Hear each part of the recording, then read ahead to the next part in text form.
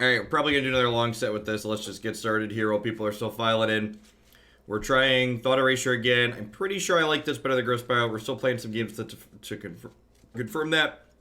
You will note that I only have 3 of them right now, and I've added a copy of Memorial to Folly to the mana base, so this build is up to 30 lands. So let's go ahead and dive in to some match with this and see how it feels.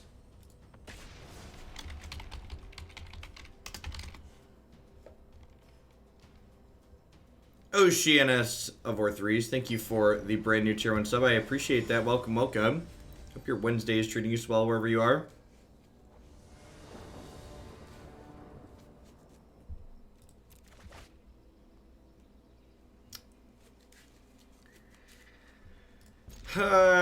Seems like a little mediocre.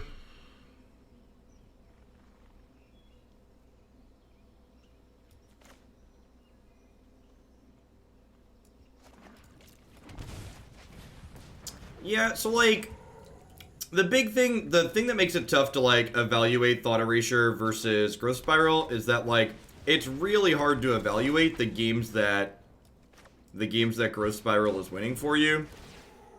Like the games that Growth Spiral wins for you are just like very subtle on average. The monthly contributions towards Cornfield Productions. Thanks for the 18 months of Prime Mustfall casting. I appreciate that. Welcome back.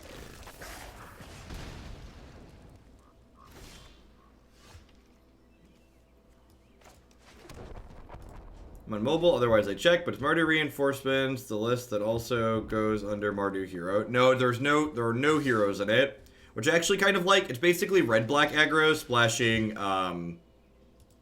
it's basically red-black aggro splashing Tajik and Heroic Reinforcements. Alright, so we're losing a Grazer.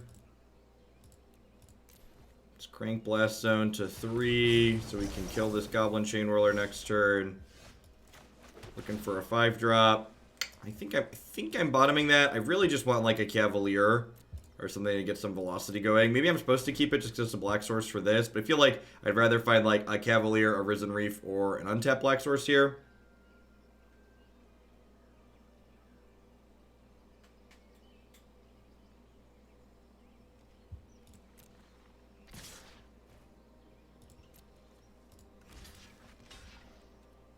I had tried to log into Moto on a moment before you started the stream. Figured I'd subscribe to thank you for the ideal source of information. Yeah, I don't know. Like, they don't... Moto is such just like a forgotten child to Magic. Like, they don't... There's no longer a Moto is in downtime notifier on MagicMTGO.com, and they don't tweet when they go into downtime. Ugh. Second Chain Roller is a beating. We need like a Cavalier right now. We're probably dead.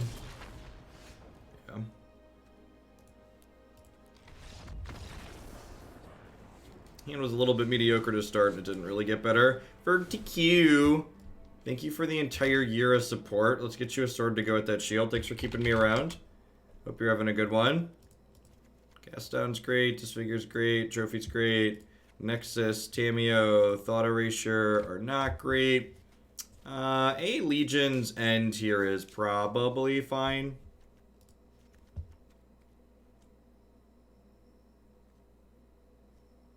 Yeah, I expect we'll see more mono red the remainder of this week because a bunch of the 2 or 3 of the MPL players in their split this week decided to try and metagame by playing mono red.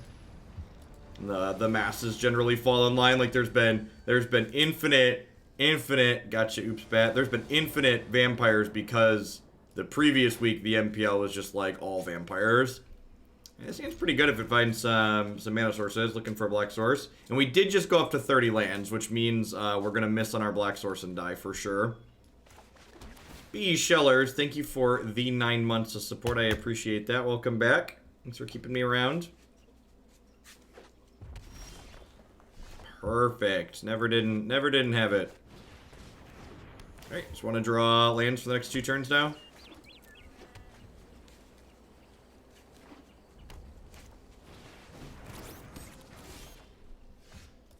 You don't even watch the MPL stuff. You're not alone in that assessment. Many people don't watch it.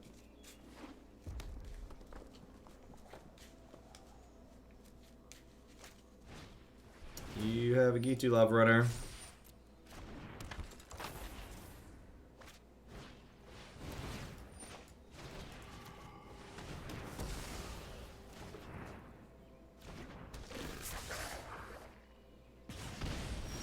Is it a horrible time if you live in the EU? I don't live in the EU, so, like, I'm inclined to believe you, but, like, doesn't it start at, like, 2 o'clock here?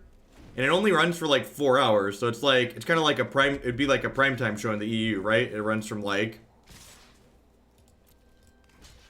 would be run from, like, 7 or 8 to, like, 11 to midnight there. Yeah, the fact that a majority of it does not get streamed live is a real downer.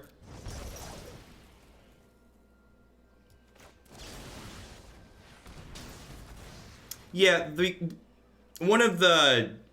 I actually like the Warhammer game because it's very different and unique from Magic, but because it's so different and unique, and there's no guarantee that just because you like Magic, you're going to like that game. Because it is genuinely just a different game, unlike a lot of those card games. A lot of card games are like Magic Light or Magic adjacent. Like I demoed, there's a new game called Ardent Saga that released at Gen Con this year. And like, it's basically just Magic with a twist. Say hi to my fiery friends. Like so many of them are. Yarok should be pretty good here. If Yarok doesn't get fried or fight with fired, we should be in a good spot. We're currently 1 green source short on that one. What's up, dude?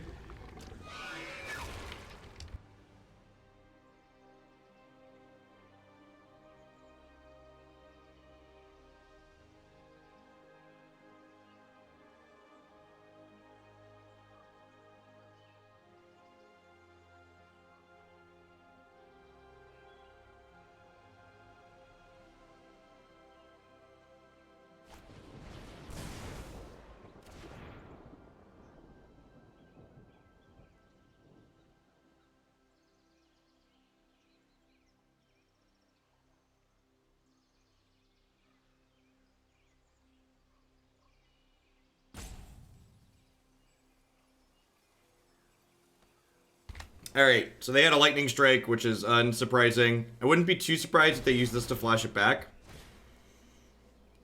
Yeah. We're gonna take 1 on this combat step. No, I don't do Moto later. Moto takes my viewer count and pitches it off a cliff, unsurprisingly, so...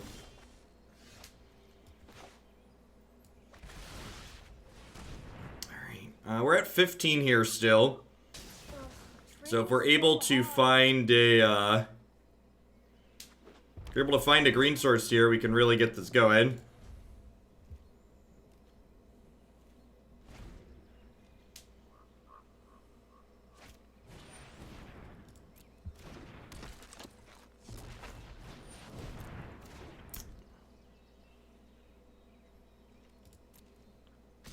You should trophy your Grazer for the green stars.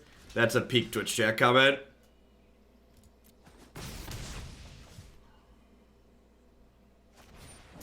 Yep.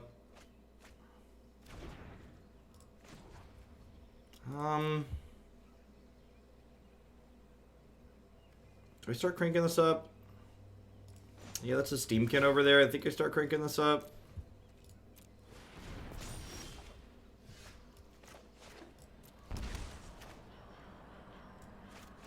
Back when GPs were streamed most weekends, it was rare for me to not watch and root for my favorite players. I like a lot of the MPL players and have only watched a single match. Yep. The fact that they don't show most of it is a big deal. I will say what they're doing this season seems like it's a little bit better than what they did last season, but it's still not great. Yeah, Grazer's great. The rest of our draw didn't really come together in these games, and like obviously the opponent's archetype is not one that gives you time to stumble, so it just kind of is what it is. I assume we're gonna see a shock finish this off.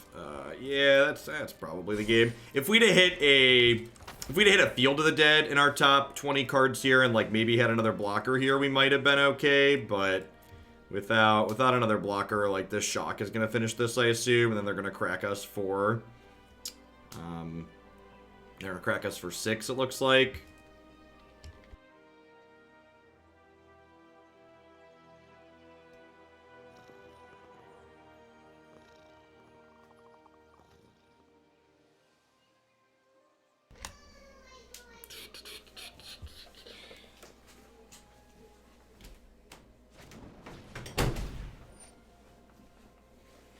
Alright, and this gives them Steam Kin mana. They have a deal 3 on top of their deck. They have a deal 3 on top of their deck where Super did, which I assume they do, since they shocked this.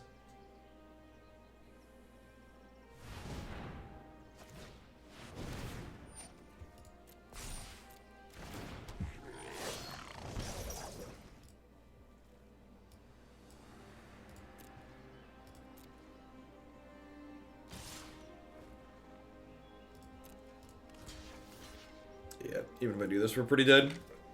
Our draws are pretty middling there, and their draws came together well. That's why the red deck's good, right? Like your opponent stumbles and fumbles, they just like don't have time to recover.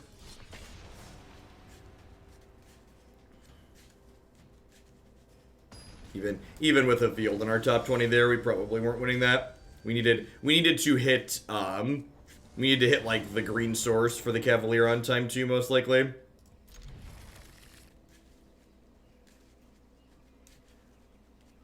So, we're on the play against an unknown. I think the line is turn 1, Breeding Pool Grazer, drop the Watery Grave into play, and then plan to Thought Erasure on 2 along with the tapped land.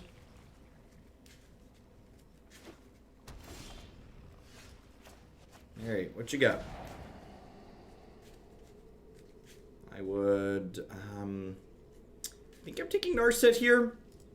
Yeah, I could probably beat Citadel a lot of the time. Land there's a good rip. We have a couple of Assassin trophies in our deck too. You know, we don't pressure their life total a ton, but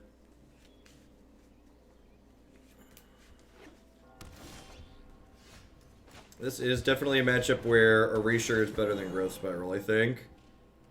I don't have a Temple yet, so we'll grab that one. Get our Scry on. And then Memorial to Genius. I think I'm keeping that. So I played this, and then next turn we'll go play that Grazer or Cavalier, and then if we hit a land, we can Nexus the following turn, because getting the extra attack in with the Cavalier early is going to be really good, because that extra attack with the Cavalier means that we make their Balasa Citadel worse, essentially. Now, if my opponent has a Kaya's Wrath here, we're going to be a little bit sad. Time for plan B. I think it's, I'm on the fence in the aspect that I don't know which one I'm playing, but like, it's pretty minimal either way. I don't think it's a very important decision.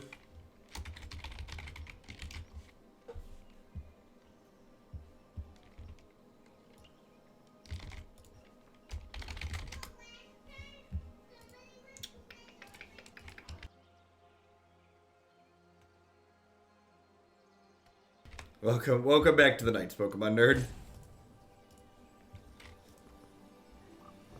So this gives them something to bounce with their Jace if they want it.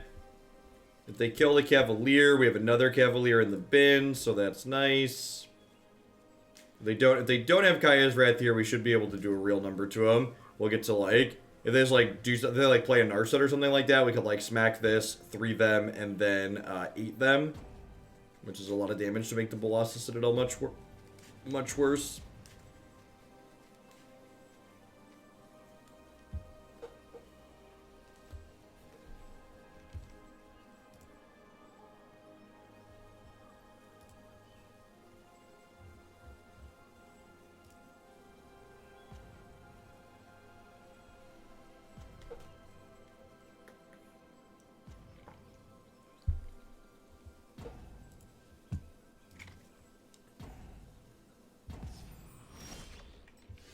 Apparently our opponent disconnected.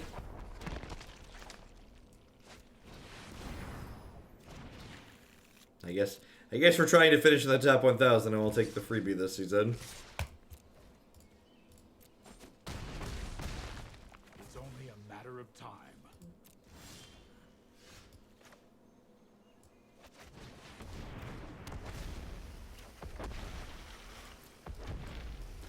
It's a real shame they walked away because our draw was really good.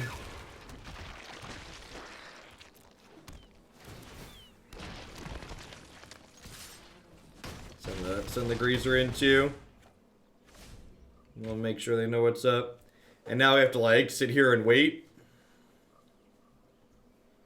I guess if they show back up and have Gaia's Wrath, they could still be in this game.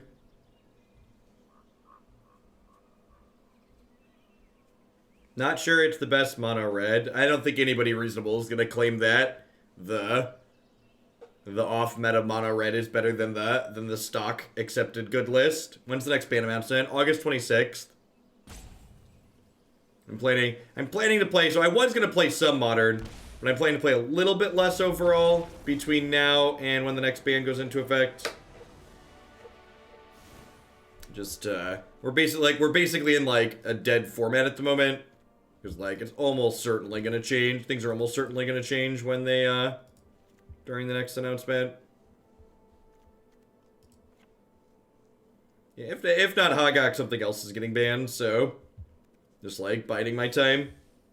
Although I might there's a modern MCQ that is 45 minutes from my house, so I might try and find a copy of Jeskai Tempo to take to that, even though it's before the Hogok ban.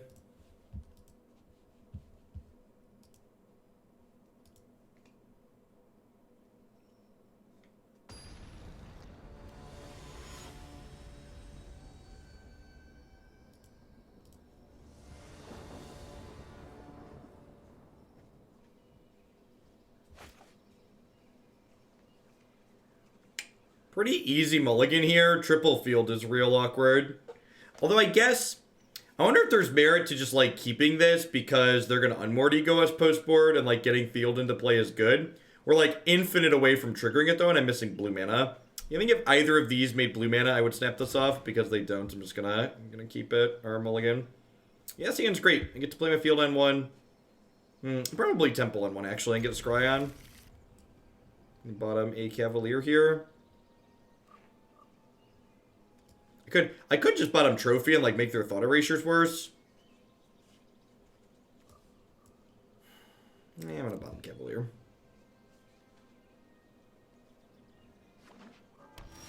Yeah, betting on WotC to do a specific thing is kind of a dangerous one. Perfect. And then we do want to play Field of the Dead on 2 because again we want to get a Field of the Dead in play ideally before my opponent has a chance to unmoored ego them out of our deck. Ego costs 3, so we can wait a turn to do that.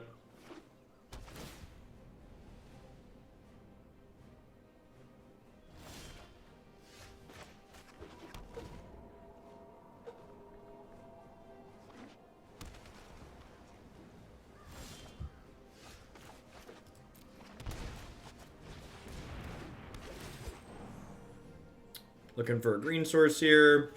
Swing and a miss. That's awkward, means we still need to draw a green source to play Cavalier.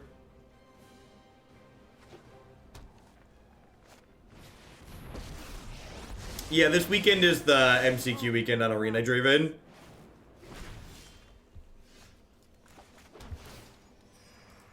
So I'll be playing in that on Saturday. Should I go ahead and let them impulse again with this? I think I'd rather save the Assassin's Trophy for like a Teferi or an Ugin or something like that. I mean, nothing's locked in, so I click submit, but yeah, this is the deck I'm likely playing. This isn't paper magic, so like, I don't just like frantically find cards a week in advance and hope they get here in the mail, etc. Wow, are they just not drawing a card here? That's so good for us.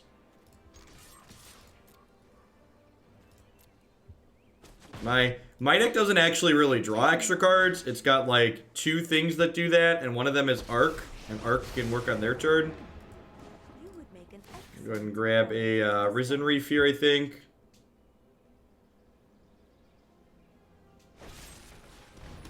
the plan against vampires. Kill their stuff. If you wanna learn more about this deck, I'd encourage you to read my article on Cool Stuff Inc. that includes a full primer from last week. And this deck is a very reasonable vampires matchup. I'd always encourage you to take 30 seconds and look at the deck list before asking questions about it, Sir Helios. Or, in other words, there's a copy of Memorial to Folly in my deck today. I have reached my limit.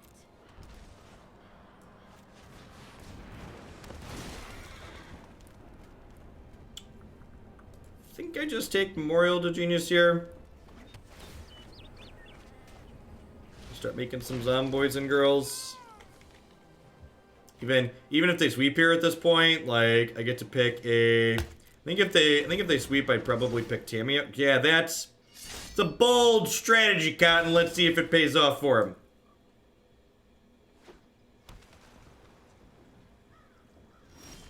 Hostage taker, the enter the battlefield effect, you say? What could possibly go wrong? He says. Thanks. And then here, because we know they have this time wipe, they get to just kind of hang tight in terms of playing anything else out here. In fact, I think I'm going to hang out and not play this Drowned Catacomb. I wouldn't be surprised if they sweep things up here. And I'm going to play this out. This will probably force the sweeper. I'm going to crack the Memorial to Genius at the end of their turn.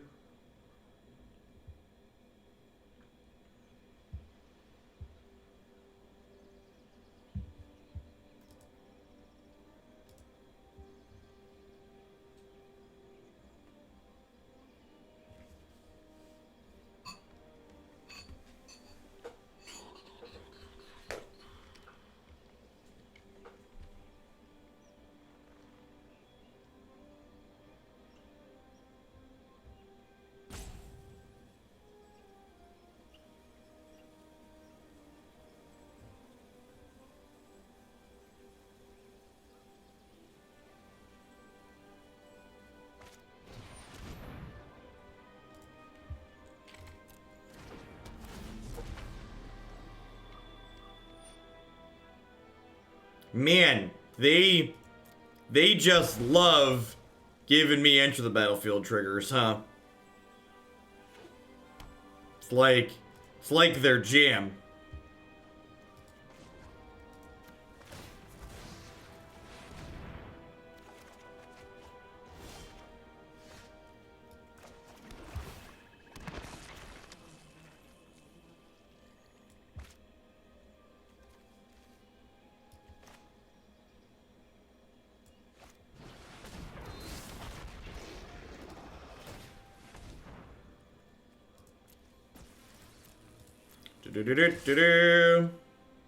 And hitting them here for a chunk of damage like this is like extra good because like these decks frequently have like Command the Dread Horde in them, and they frequently have we saw what's it called, the Bolas' Citadel. So like my opponent's health total is a resource here, so like hitting it lower makes some of their better top decks much worse. You've time wiped me. You got it.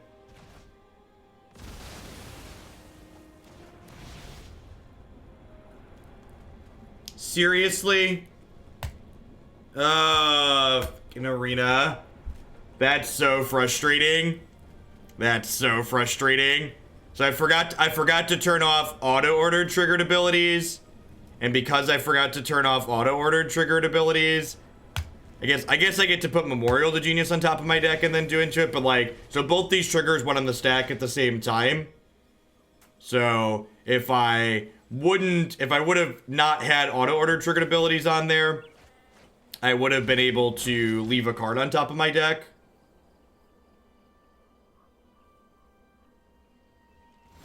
You can always see the deck list that I'm currently playing by typing !deck in chat or looking at the deck list widget on your screen.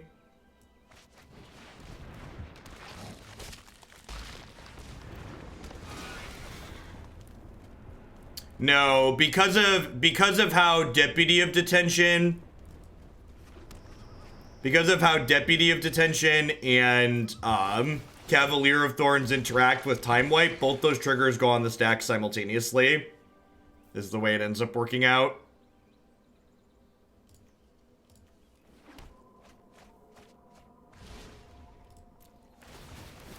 I had explicitly enabled it the other day. We were playing a combo deck that like didn't care the order of the triggers, so I turned it on to make it so the triggers happened automatically.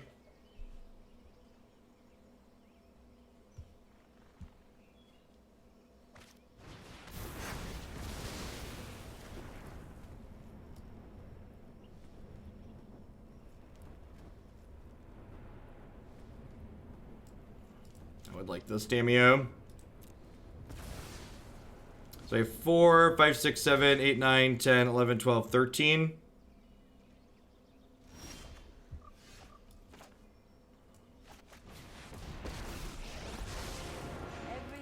I'm grabbing Risen Reef here. Would Ceratops have been lethal? Oh, I think... No, Ceratops only does 5, right? Yeah, Ceratops only does 5. Now, if I hit an untapped land here, it would be lethal.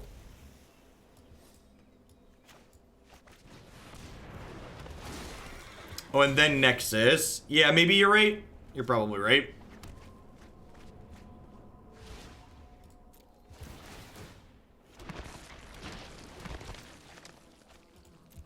Yeah, and part of that's why I don't tend, like, that's part of the reason why I tend to shy away from writing sideboard guides a lot of the time, because now all of a sudden I've, like, changed 7 cards and people are like, I need a new sideboard guide.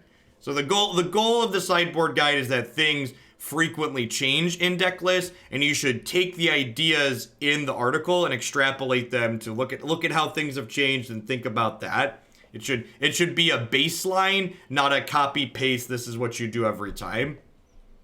You want to think about what it actually says and then apply some critical thinking. But you're right, this deck list is different, and every time I change one card, I'm not going to be changing the deck list.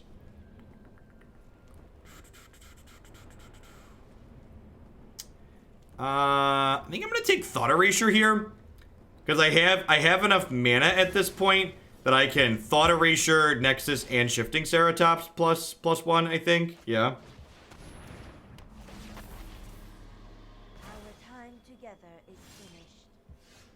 Right, I have 4, 5, 6, 7, 8, 9, 10, 11, 12, 13, 14. And this takes 5, 12, 14. Perfect.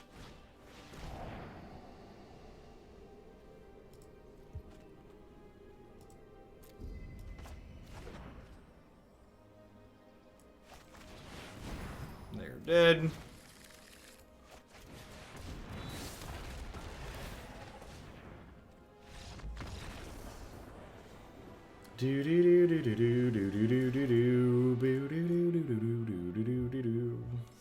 And there's nothing wrong with copying deck lists off the internet. In fact, if you're smart, you're probably copying deck lists off the internet.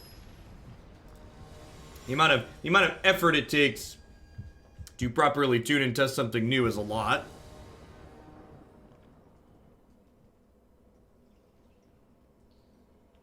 Golden Demise isn't castable consistently, is the reason it was cut from the deck list. So to consistently cast Golden Demise by turn 4, let's say, you generally need 17 black sources.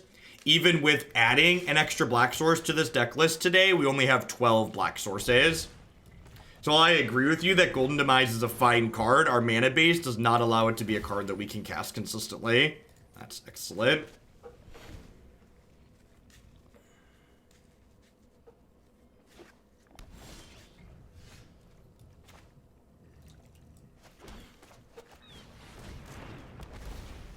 Legion's End fills a similar role in the Field of the Dead matchup, so that's why I added Legion's End to the deck list.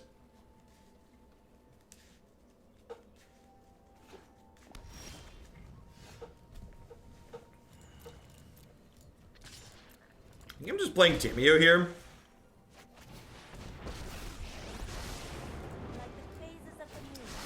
a Yarok or a Cavalier? My notes helpful. I think I want a Cavalier. Alright, didn't hit either. I think Cavalier's a little bit better there because Cavalier still has reasonable text if they kill Risen Reef on their next turn. Yeah, Wilderness Reclamation deck. Omnath, sure.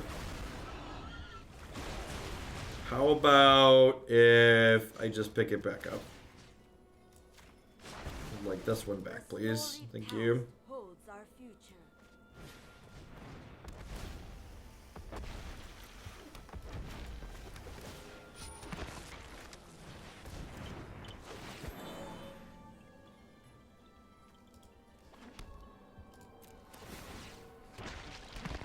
Yeah, Legion's End's a little bit less good against the aggro decks than Golden Demise, but it's just so much easier to cast.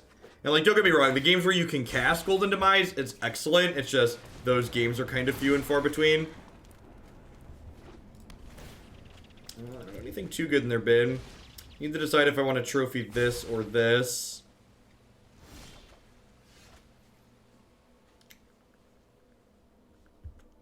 I haven't hit a Cavalier or a Yarok yet. I'm gonna plus for Yarok now because I guaranteed to have this Reef. Let me aid your research. Missed on both.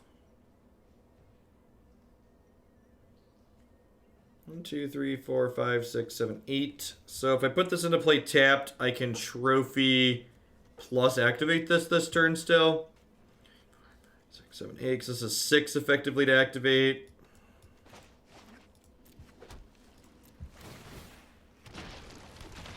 Gonna go ahead and pass here, I think. I probably want to kill this Omnath because the Omnath lets them start drawing extra cards once their 8th land comes into play. So ideally I want to take this off the table before they have 8 lands. Oh, that's cute. You spent a card to make 3 1/1s? What if I play a land and make 2 2/2s? How would that make you feel?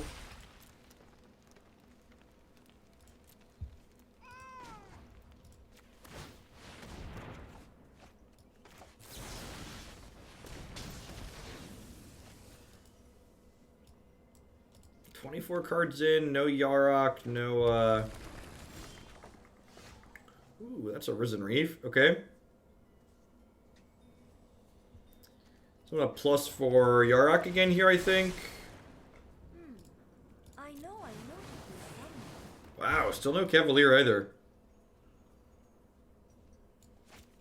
Let's tap this in case I draw a Cavalier.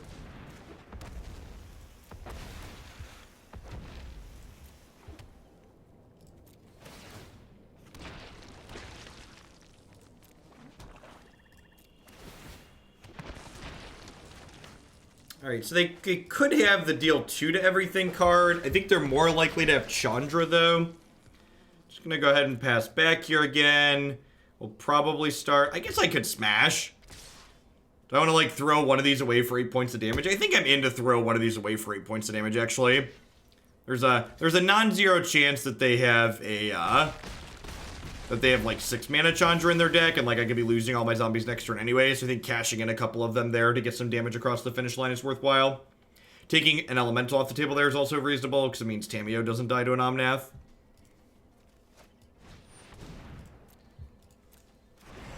This type of matchup is just very hard for the opponent's archetype.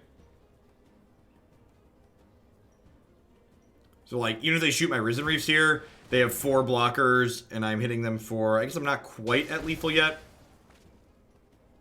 So if they kill both my Reefs here, that could be okay for them.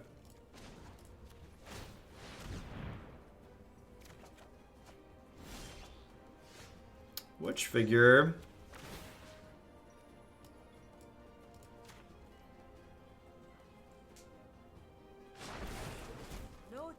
Why do I need to play... I meant to play this first. I meant to drag it back down, and the client lagged. Why do I need a cheeky way to deal with zombies instead of just, like, playing a good way to deal with zombies? Why do I need to be cheeky instead of just playing more good cards?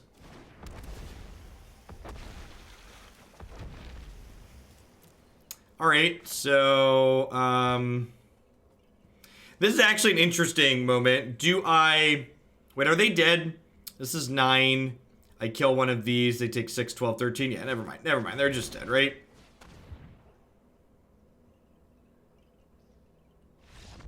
Yeah. They block 3, and then they take 6, 12, 13.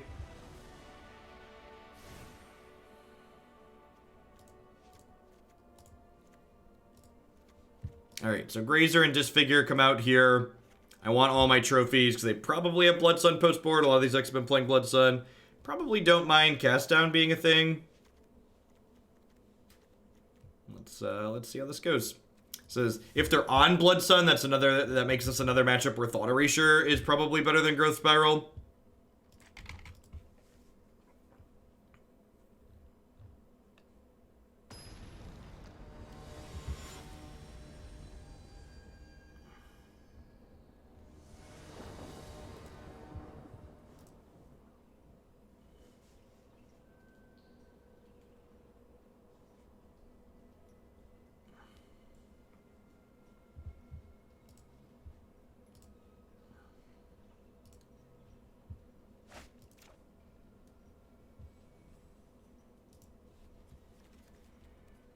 Yeah, seeing sweet. I'd like a untapped blue source on 2 ideally, but super reasonable either way. Scry me a river. I'm gonna bottom that. I'm definitely just looking for lands here, and if I like scry into an untapped land, the hand gets real good real fast.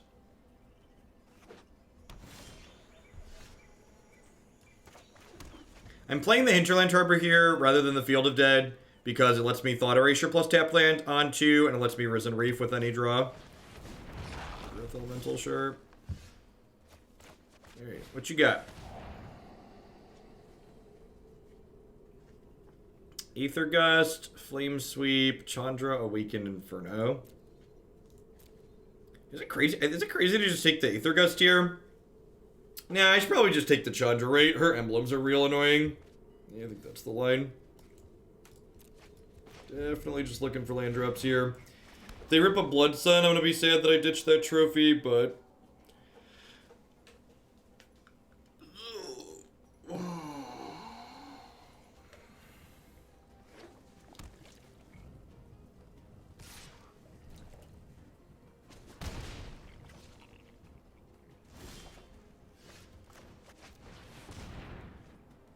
I assume are just like, first spell is getting gusted here.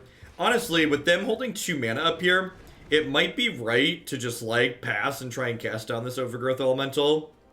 Like, just try and make sure I don't get tempoed out.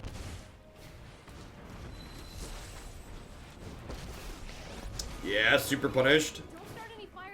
Hey, definitely, Siren. I appreciate the biddies. Welcome. Thanks for keeping me around. Yeah, so... I let myself get Aether Gusted, and then, like, kind of a worst-case scenario happened here, so let's kill that.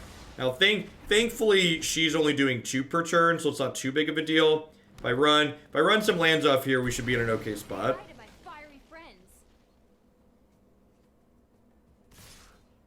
When Baby Tef rotates out, this will be a 21 sub-month message. Thanks for the 7-month, Smith. I appreciate it. Good having you around. Alright, 1 green source, please. Perfect.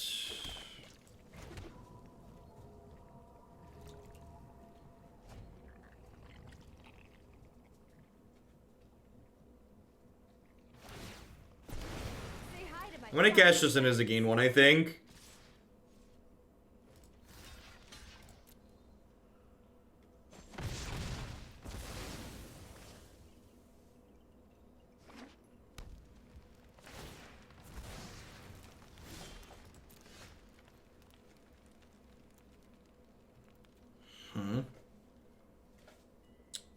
So I could double Risen Reef here, but then I just get cleared by Flame Sweep, and I'd have to shock to do that. So I think I'd rather that not happen. Thornwood Falls is actually great. I'm pretty sure gaining a life is better than scrying here. Just like, want to identify how am I losing this game, and I think like getting burned out basically is how I lose this game. So let's try and avoid having that happen.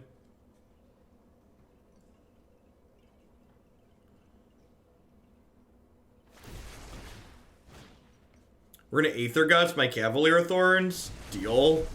Remember this one? Would love to put that back on top of my deck, thanks. Okay, interesting.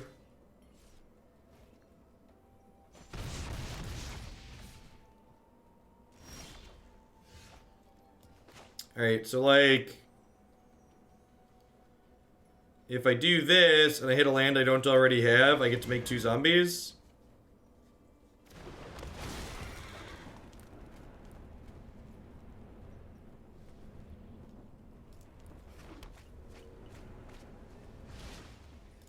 Then I get to do this, hit a land I don't already have and make 2 zombies.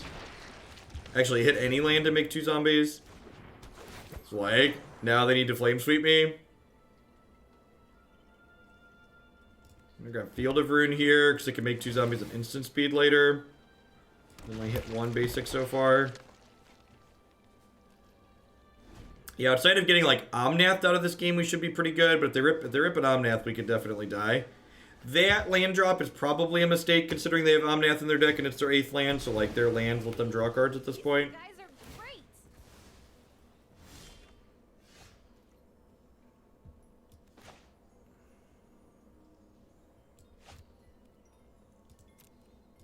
Alright, so let's start with this attack.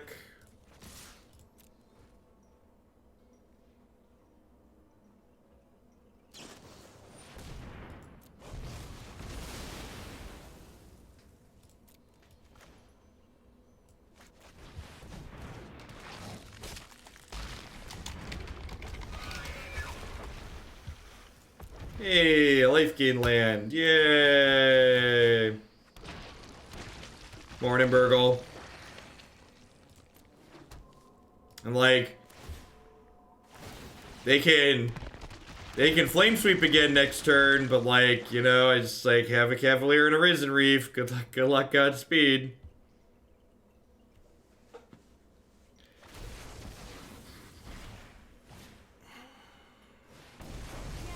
I like to think on my feet.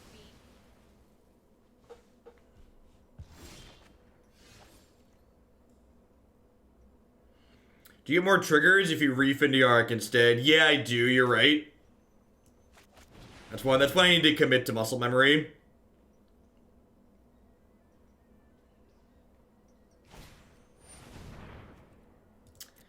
Friendo, I don't know that you really thought this one through, Friendo. I don't know. I don't know if that would really.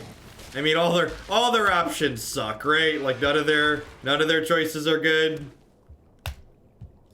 Like again, like if our opponent doesn't have an incredibly aggressive draw, like with Blood Sun, this matchup is just comically bad for them.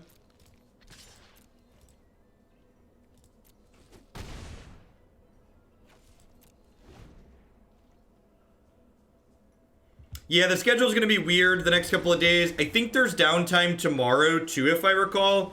Arena is supposed to be having downtime at some point this week to patch before the thing on Saturday. So, as always, you can see my approximate schedule on my website, but like it got updated this morning with the downtime for Magic Online. I'm still waiting. I thought there was a downtime announcement for Arena for some day this week, but the status page doesn't currently list scheduled downtime. So if anybody knows if there's downtime coming for Arena this week and when it is, feel free to ping me and let me know, because I've looked and I haven't been able to find it. Jesus, 696, good morning. I'm off to work on my birthday and hopefully you have a great stream. Well, happy birthday to you. I hope you have a wonderful day at work. Happy Wednesday, too. Yeah, sounds great. Sign me up.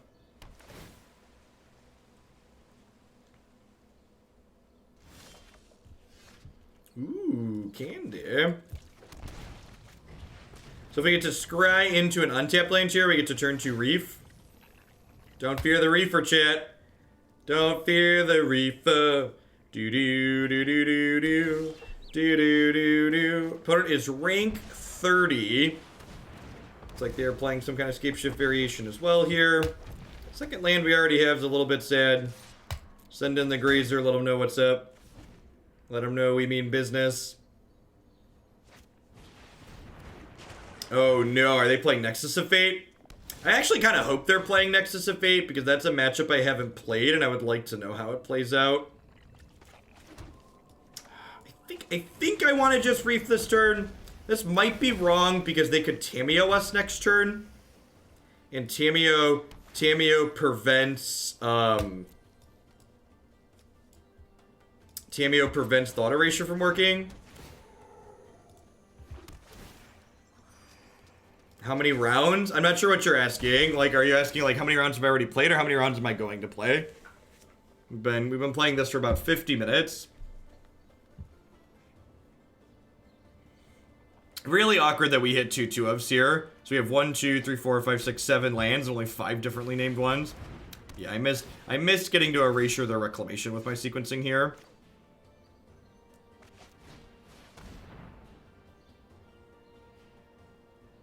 I think this is our 3rd match. We played Mono Red, 4th match, but a couple of the other ones didn't really go too swell.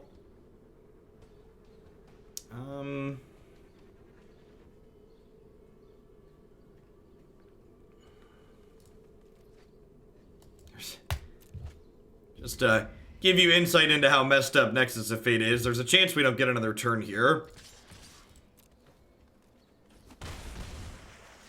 Now, I think taking Nexus is really wrong here. You should take the Tamiyo.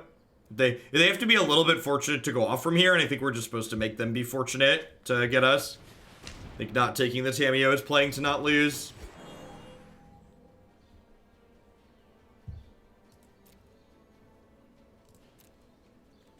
I don't want another Field of Dead because I need to work towards getting zombies. Yeah, they only have 1 card in their bin. So, like, their Search for Azcanta here, like, isn't flipping anytime soon. And the Tamiyo makes it incredibly likely for them to combo off the following turn. I think I definitely am taking the Tamiyo.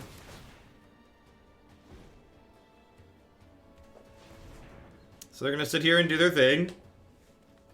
Yeah, I would normally just concede. If we were playing any other deck today, I'd probably just concede. But I'm playing this deck in this weekend's tournament, and that's part of the reason why I don't play a ton of competitive Magic anymore, is because, like, sitting through matches that are, like, really awful and tedious is, like, not particularly fun. But, like, if I'm gonna take the MCQ even halfway seriously, I'm gonna have to sit through this weekend. So, I think I should probably... I'm pretty sure this matchup is bad. But let's play some games and see how they play out in practice. Hey, J-Chick, that's a long time. Thanks for keeping me around. Hope you're having a good one wherever you're at. And now we're probabilistically dead because my opponent filled up their graveyard. So if they take an extra turn with a flip Search for Azcanta, I'll go ahead and concede.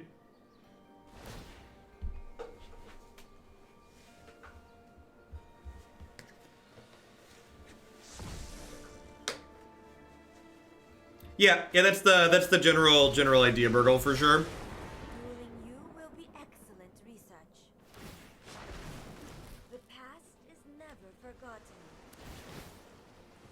They're a little light on lands. What are you smoking?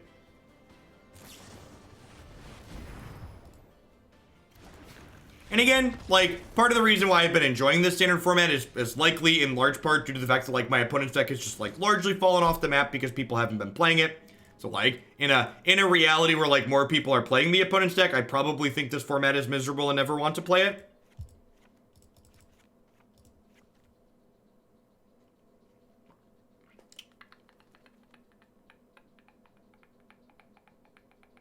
Probably don't want... Noxious Grasp is probably fine. Keeping Tamiyo out of play is pretty important.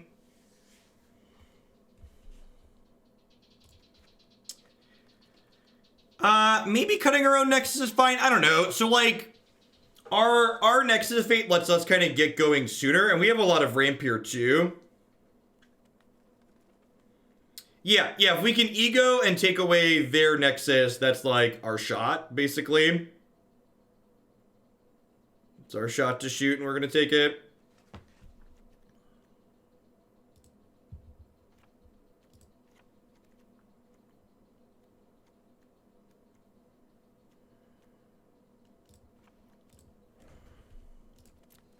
Oh, that's too few cards. Got it. Oh, I clicked on that by mistake. Actually, do I just cut a land here? Cutting a land is probably not unreasonable.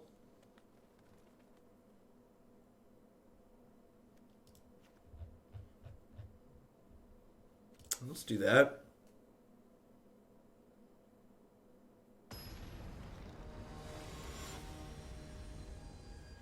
Yeah, they also gave them Veil. I agree. So like they gave our opponent a 1-mana counterspell that cantrips. They printed honestly, if enough people played Nexus of Fate in proportion to its power level, this format would probably be as bad as last season. But thankfully people just haven't been playing it. Like you can actually do enjoyable things. Like the escape shift decks are much easier. The field of the decks are much easier to interact with than anything like my opponent's deck is doing.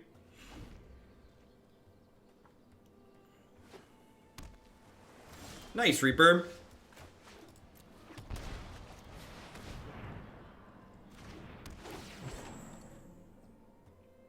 I mean, like, good aggressive decks are just like, okay against the Archetype Burgle.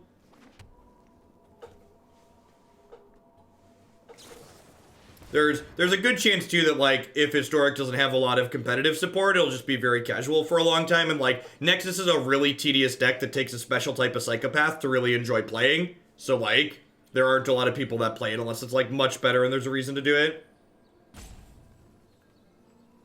God, the mana base in this deck really cannot support Blue Cavalier. You have, like, 13 or 14 blue sources.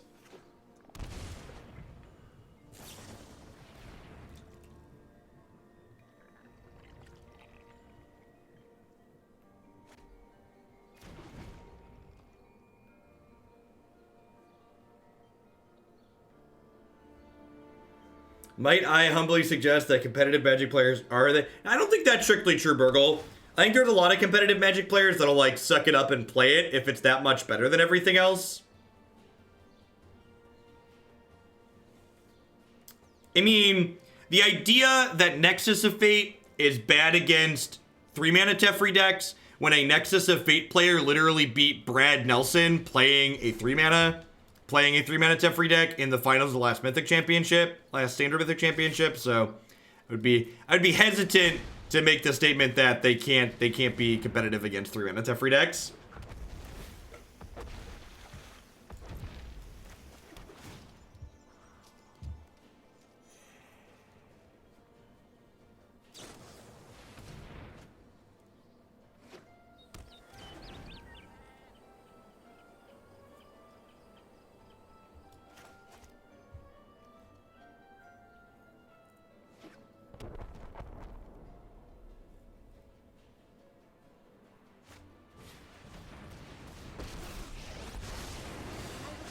Yeah, Blast Zone was also an incredible card for the opponent's archetype.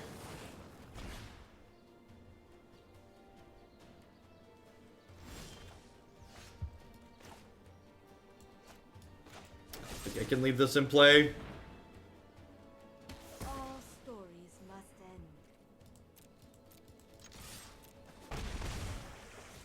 Yeah, a deck like Nexus, I think, has to be much, much better than the alternatives for people to gravitate towards it a lot of the time. And there's definitely some people that really enjoy this style of gameplay.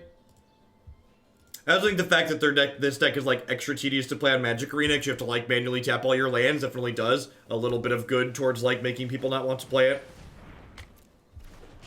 And thankfully for the rest of us.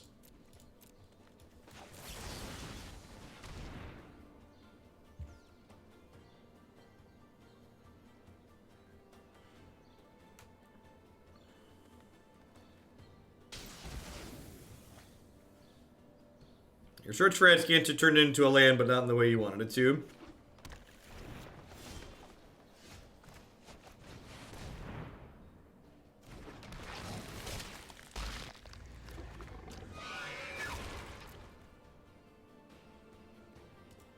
So, Numza, I would like to challenge the fundamental part of your statement there and kind of dissect why it's wrong. So saying Nexus of Fate is just like Storm when Storm is good is very, very ignorant to the key differences between how those decks work. a deck like Storm, it's very easy, at least in Modern, even in Legacy too, to just be like, alright, you're deterministically dead and this is why. Whereas like the opponent's deck, there is a long amount of waiting where you're just like, I'm not actually dead yet. And I might be dead, but if I'm giving myself the best possible competitive chance, I need to keep going here. Like, that's a very important key difference between the two. Like, here, like, I could concede, like, they're likely to go off, but... And more from the perspective of the player playing that. No, they're just completely different. I'm just not arguing with you. If you don't understand the difference between deterministic and non-deterministic, I'd encourage you to Google the definitions. I'm not going to argue with someone about a definition that they don't understand this morning. Have a good one. I follow the tracks of the wise. So if they take an extra turn this turn, I'm going to concede.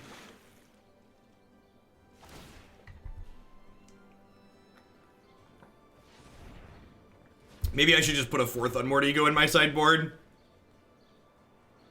That's probably what I should do, honestly.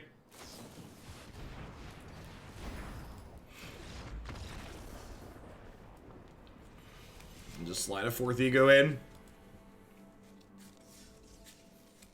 It's pretty good in the mirror. Yeah, I agree, Burgle. I'm probably never winning that matchup without it. It's also, you also won't be sad to have a 4th Unmortigo against other Field of the Dead decks, so it's not just like a dead card. This format's got a lot of miserable stuff in it, just like Modern. So like, Unmortigo's pretty good against decks that are miserable.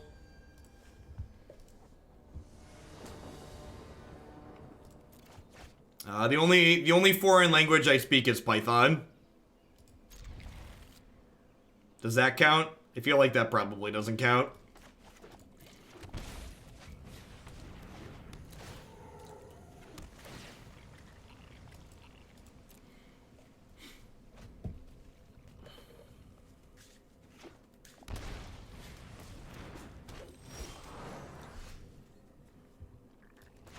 I mean, to set an incredibly low bar, this current standard format is much, much better than than the standard format during War Standard.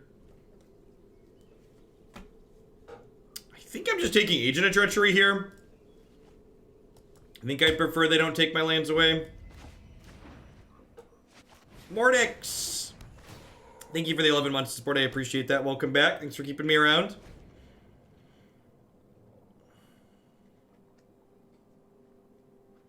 Nexus or Overwatch. I played my first ranked match of Overwatch last night because they added the roll queue testing. Seems really sweet. I've been enjoying playing Reinhardt recently, so there wasn't a long wait for tank character.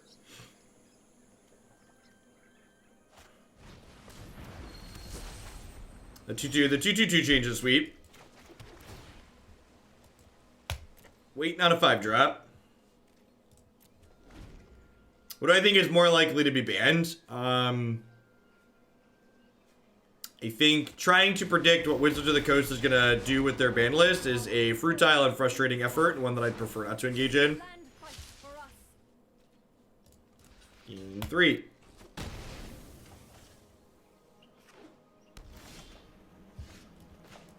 Okie dokie. I'm gonna decline this, because if I draw a 5-drop, I want to be able to cast it.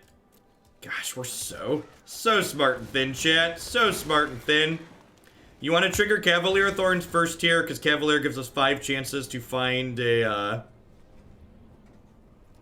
what's it called? 5 chances to find a field. Which figure is not particularly good here.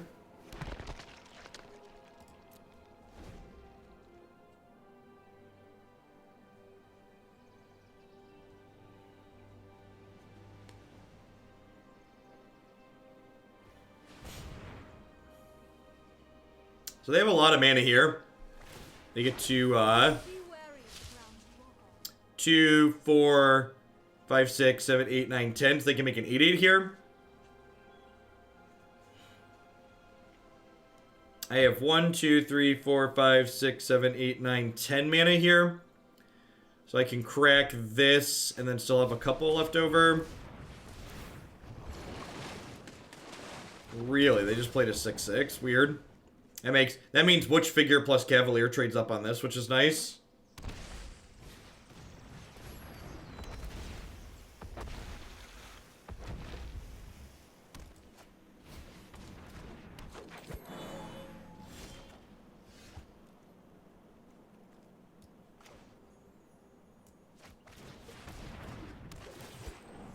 Yeah, Vampires and Mono Red are both like reasonable decks in the current format.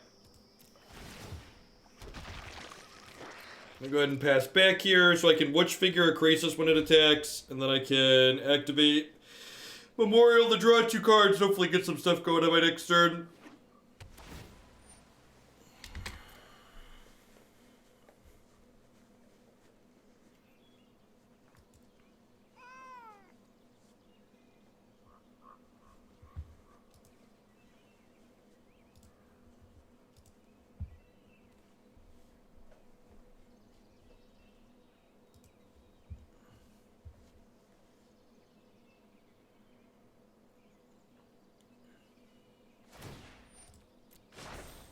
Rise, my elemental friend.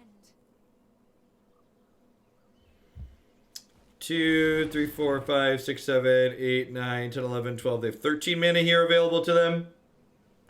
I can Field of Ruin their creature lands, that is correct. Not really interested in doing that this turn though, because I have like profitable blocks. Until they cast Mass Manipulation, that is.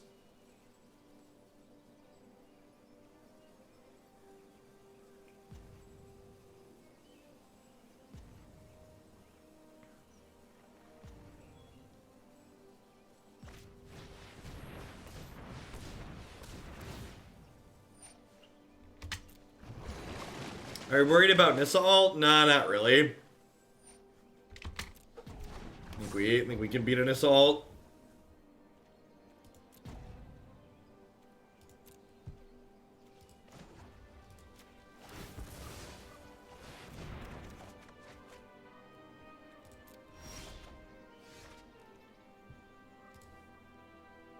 Although Tamiyo lets me kill this, huh? 4, 5, 6, 7, 8, 9, 10.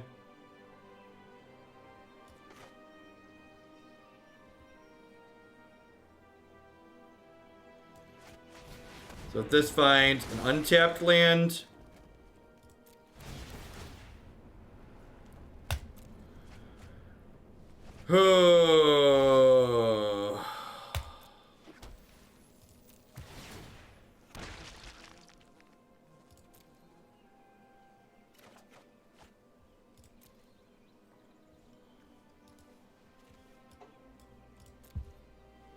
I'm down to 26 cards in my deck.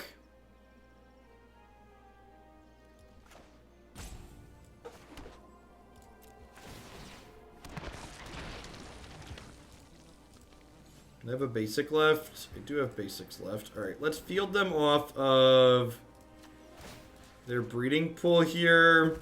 So this way if they ult Nissa next turn, they have one less creature land. Let's do this, and then play this, and then maybe we're getting to a point where we're basically at the point in this game where like I want to just like loop Nexus of Fate.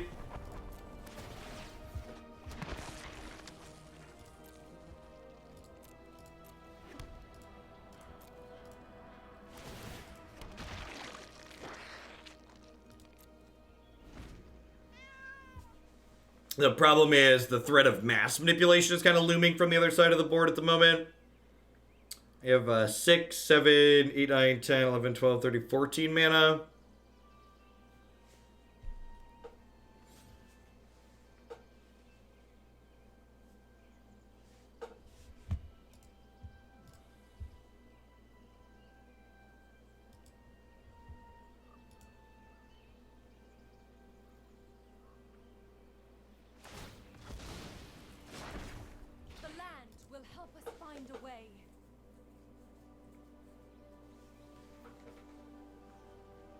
Are we in garbage time? Why would we be in garbage time? If you don't think we can win from this board position, this is not the deck for you.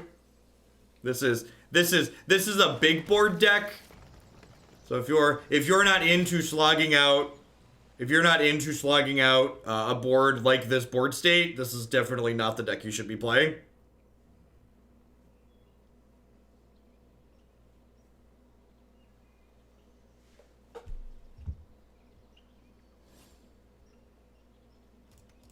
Yeah, we're never cutting the one copy of Nexus. The one copy of Nexus is excellent. So just cut my lands again. I have 6, 7, 8, 9, 10, 11, 12, 13, 14. So Tamiyo plus cast Yarok leaves me.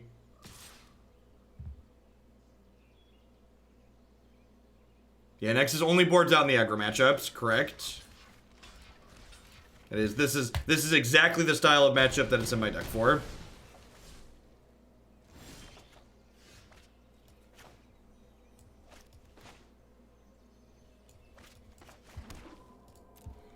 Alright, so I basically need to fade manipulation next turn.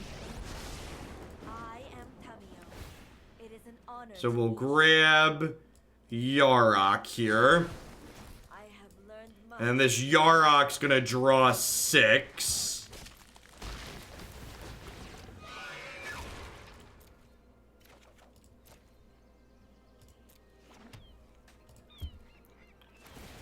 And I'm one land short of casting this, unfortunately.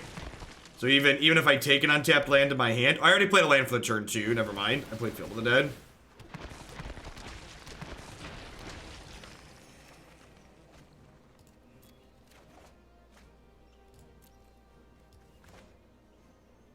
An Assassin's Trophy. Oh, that's a Thought Erasure.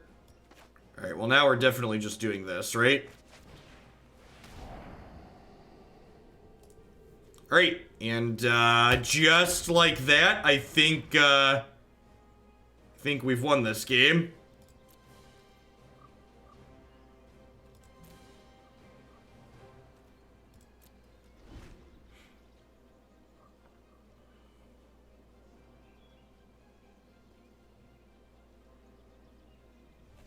They could draw manipulation here, that's true. Yeah, they need that. They need a top deck manipulation, right? Oh no! Oh no! They just shocked that in, chat. Why would they shock that in if they weren't gonna? Oh no! Oh no! They're counting, chat. Oh don't! Oh no! Don't do it. Don't do it. Please just cast a giant Hydra. Please, for the love of God. Just cast the Hydra.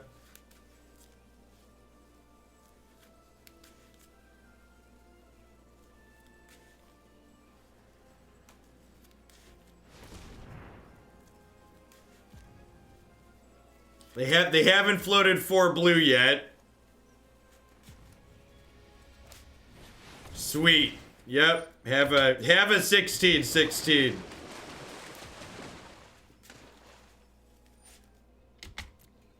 No, so I think I want to keep Trophy up, because keeping Trophy up means they can't Deputy of Detention my zombies.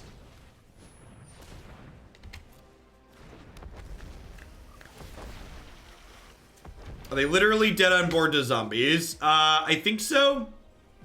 1, 2, 3, 4, 5, 6, 7, 8, 9, 10, 11. They have 11 blockers. Now they're not. They're no longer dead on board to zombies. Alright, so the way this is templated, if you kill this in response to its trigger, it never exiles my stuff. So they could have another deputy here.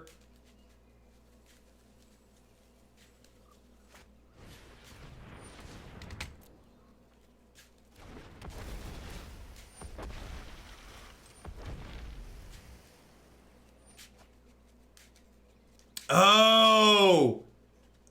yeah, I should have disfigured my token. That's a much better line. Yeah, fuck. Yeah, I should have disfigured my token. Thank you for pointing that out.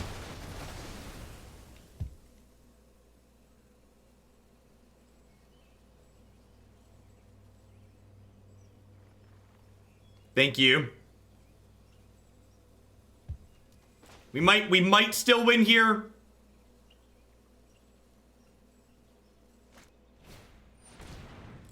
We might still be okay. No, we're not dead on board.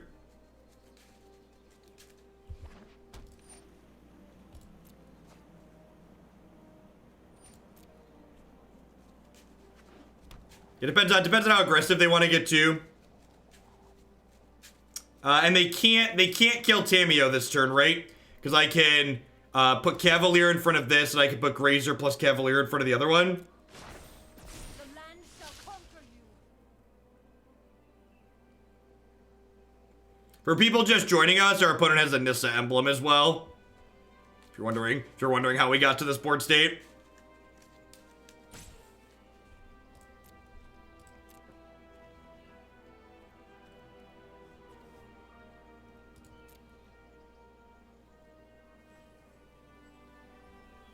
They have 12 cards in their deck. That's fine. We're hopefully just not going to give them another turn.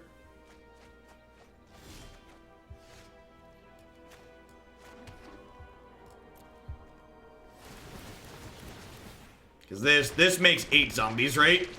So I need to connect with 15 zombies, and they have 1, 2, 3, 4, 5, 6, 7, 8, 9, 10 blockers. So I need 25 zombies to kill them here.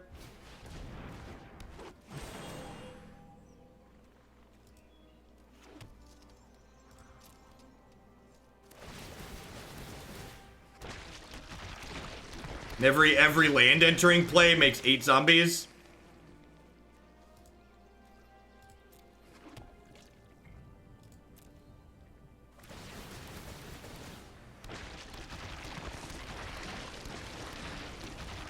Oh yeah, putting Blaststone on 3 probably also does it.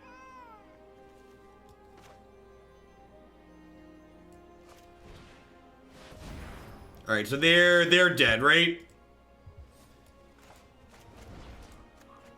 I also disfigure through some blockers.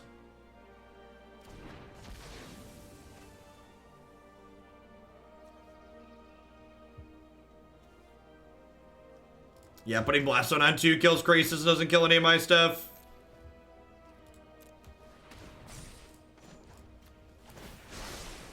I think you will find my notes helpful.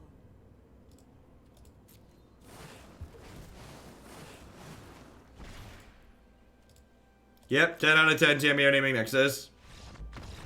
And they're dead. And Martin Cajun guy. Yeah, like I said, those board states are common with this deck. If you're not into playing through those board states, this is not the deck for you.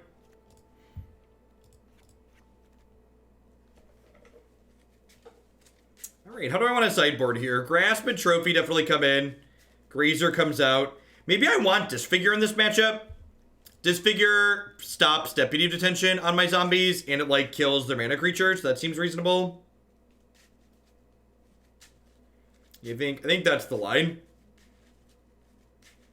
Now, I think I'd rather have Disfigure than Legion's End. Taco Pizza, thank you for the brand new Prime support. There's a lot of great people making a lot of great stuff on Twitch right now. Thanks for supporting mine this month with that. Welcome, welcome. Happy Wednesday.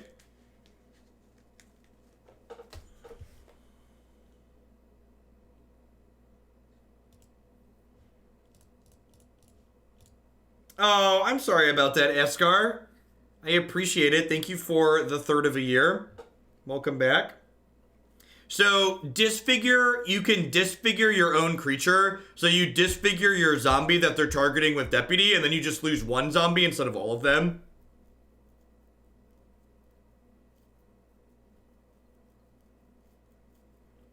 I would be kind of surprised if Abzan Hero is competitive in this format. And I'd be willing to take a crack at it as a build-around submission, but I would not be surprised if we end up on a dumpster fire.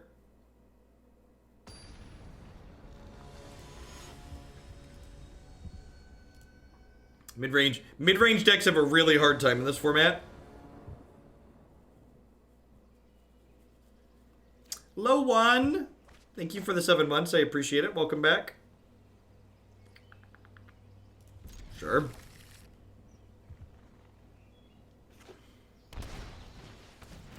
Black Source. Yeah, I'll take a Risen Reef. I'll take a Risen Reef. Morning, Thunderwunk.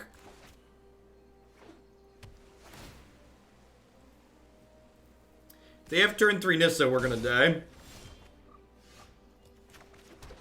Alright, no turn 3 Nissa. Glass half full. Slow and steady. How'd the Nexus matchup go? Absolute dumpster fire. I put a 4th Ego back in my sideboard. I think if I don't cast Ego, that matchup's probably unwinnable.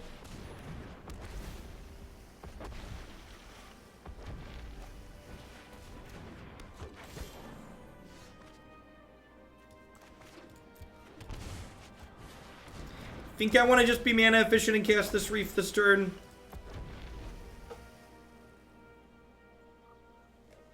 Yeah, and even casting 1 Ego isn't guaranteed help. That's definitely correct. Like, getting 1 off is the only way to win, and there's no guarantee that even happens when I draw it.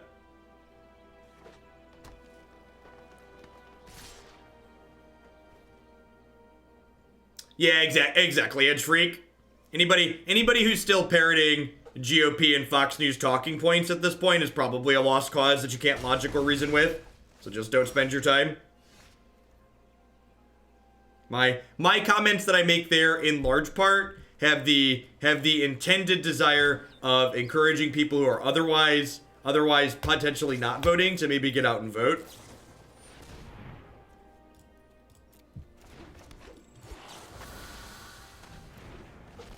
Well, that was the best possible exchange for a Frilled Mystic ever.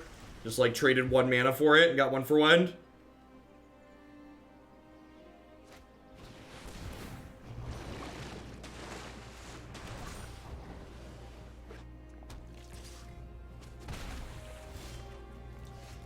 Alright, sweet.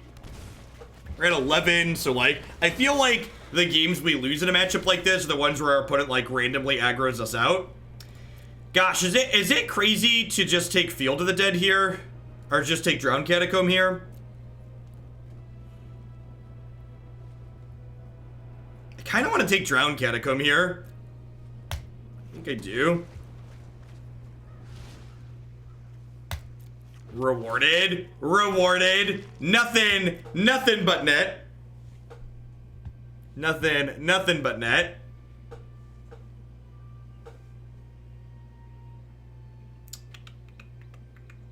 So smart, so thin.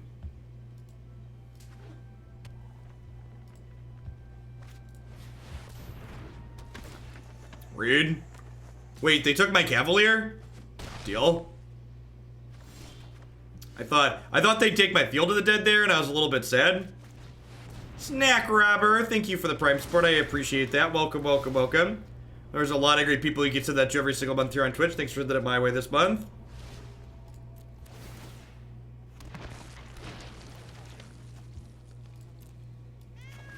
Am I just playing Risen Reef? I think I'm just playing Risen Reef. If they steal this, I like take another hit for 4. But getting the Reefer down here sounds pretty great. Yeah, it does. Yeah, it does. I love this deck too, Bushies.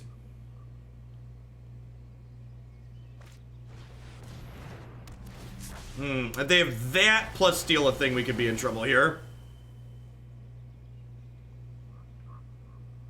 If they have another removal spell, we're probably dead.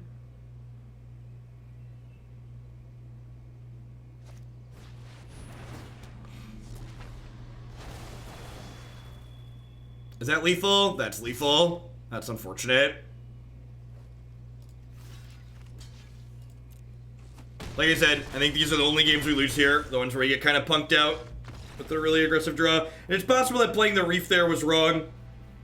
And I should have, It's possible that playing the Reef there was wrong, and I should have just held up a removal spell. Just insulate against getting punked out because my hand was so good. Yeah, I agree.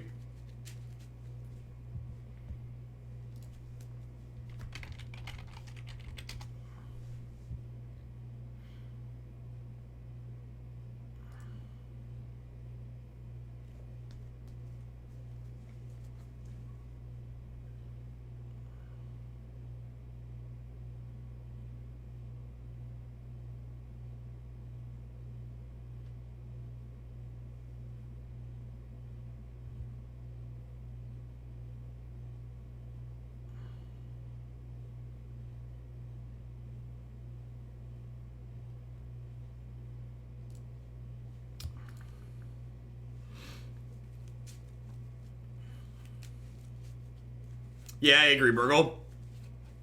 And like it had to be like double deputy there, right?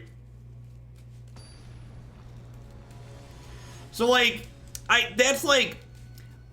so the part of your statement I disagree with there, Demonger, is that I don't think Growth Spiral is that good against the aggressive decks. I frequently would board out Growth Spiral for other better cards.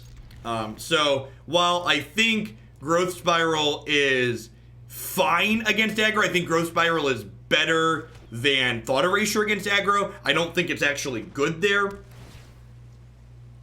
So since I'm trimming that slot in the aggro matchup anyways, I think I'd rather just have it be something that's like good in the mid-range matchups. I actually think our deck is pretty good against white weenie aggro. White weenie aggro is basically just like bad vampires at this point. Like, white weenie is like vampires if vampires never had any reach in it. And like, half the games we lose to vampires is because Sorin burns us out.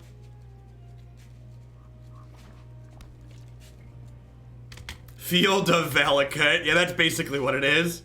Green source here is excellent. Although any land is good, but green source is excellent. Yeah, I'm currently favoring Spiral over... I'm currently favoring Thought Erasure over Spiral. Sorry. Witness the ties that bind us all. Harness the elements. Oh, you know what? I should have done this in response. We're gonna get Veil summoned. Fuck me.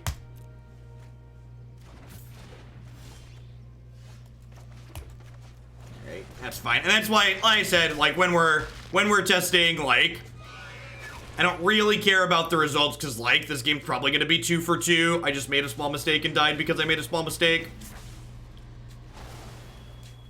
So, like, if I hold up a removal spell last game, we probably untap and just dominate them. And if I just, like, kill this Nissa in response like I should, we're probably in a good spot.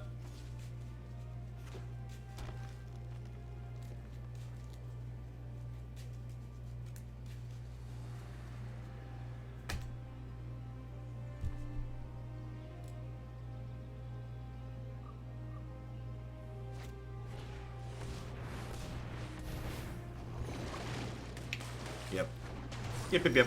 So this whole, and that's just such a great example, right? Of like one decision just like solidly deciding the outcome of a game, right?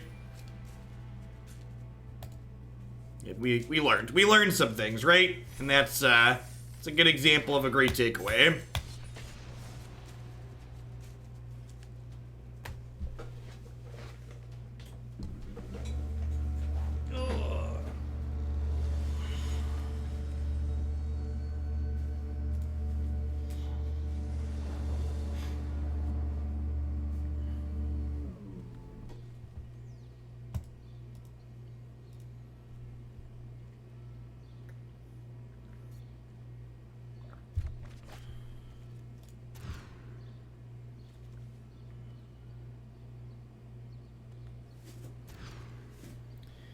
Oh, that's unfortunate. I think I'm just gonna keep all my lands here. Nah, I'm gonna bottom the Dismal Backwater.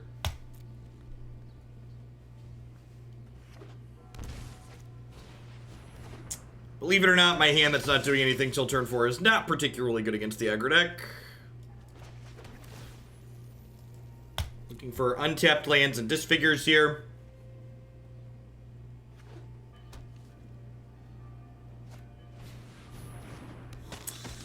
Sorry, Mage. I tried. I'm gonna do 2 modern decks tomorrow morning to make up for the fact that we had Moto Bimoto this morning. Well, that's like 1 card too late, probably. We're taking an extra hit for 3 here. Maybe more. Yeah, looks like more. Yep.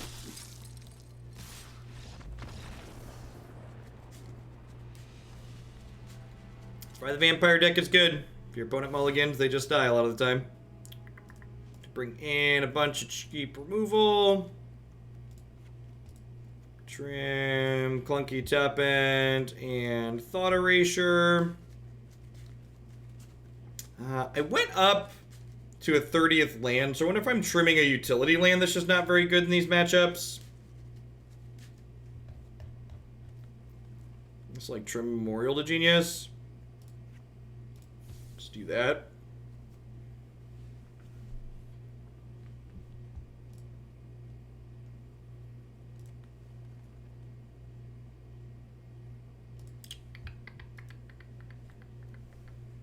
Yeah, they play, they have the what's it called? The flip land.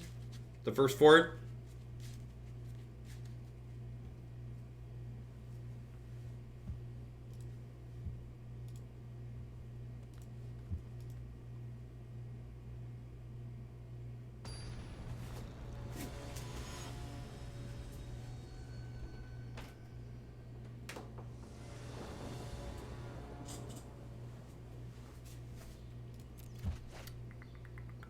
Yeah, Sanskrit.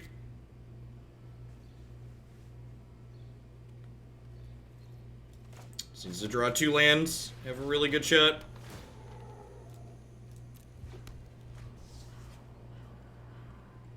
We did board out our 30th land, so I assume we're about to brick and die. Ooh, that's exciting. That's exciting. Look at that. Never didn't have it. Is Grasp not good here? I think about half their creatures are white, right? Well, one of their most important white creatures doesn't die to Grasp. And again, it's important to remember that sideboarding is what we refer to as a one-to-one process. So if you are suggesting I board in Grasp, I have to cut something. So it's not just saying, is Grasp okay here? It's asking ourselves, is Grasp better than something else I'm already playing? So if you think I should be playing Grasp, what card do you think I should be cutting for that, and why is that the one I should be cutting? Would be my question to you. Grasp is what I would refer to as a replacement level card in this archetype. It's a card that's like fine if you have something that's actively bad, but I wouldn't call Grasp like good.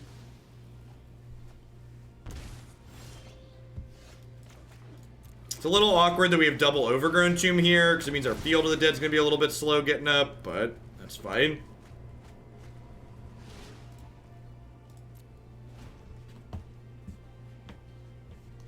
Listen, I don't have time for actualies this morning. If you wanna die on that hill, you're welcome to die on it.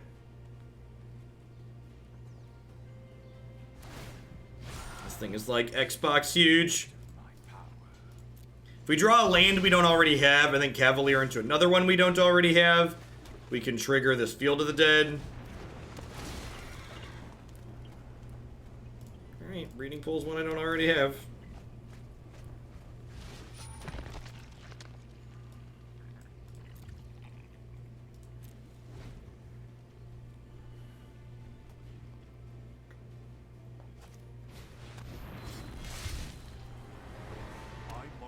Do I attack Sword in that spot? No, I think I want to double block this.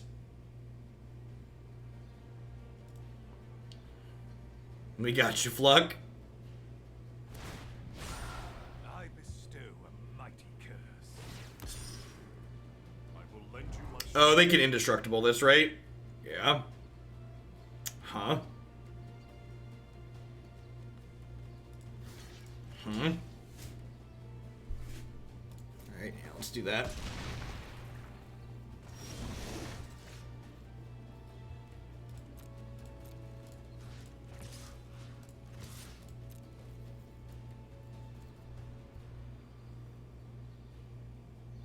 As you will.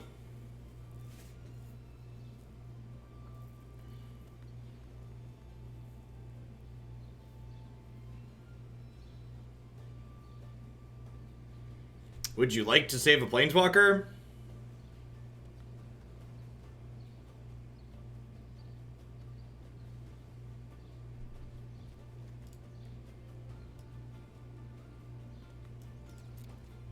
They have a removal spell here. I'm a little sad. Remember, if they double block with one of these Legion Lieutenants, both their Legion Lieutenants die, so that's nice for us.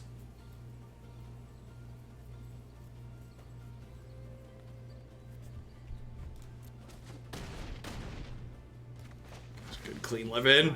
Another day, villain. Please hit a Field of the Dead. Ring-a-ding-ding. God bless you, little Rejuvenator. God bless us, everyone.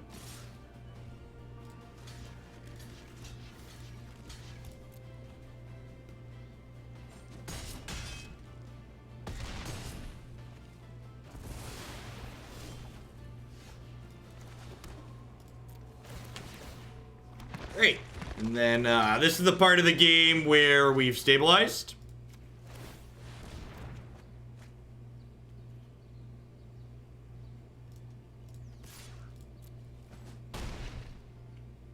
Maybe attacking with that is wrong, because it exposes us to, makes us a little bit bad against Legion's End.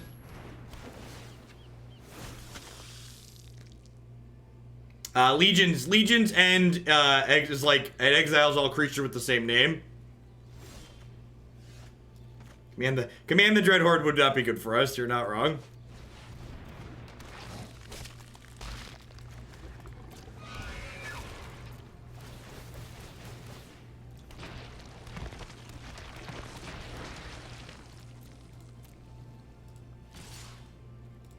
And then I think I'm making enough zombies at this point that I'm okay throwing away a zombie for 6 points of damage. Just in case they have something that, like, uses their life total later.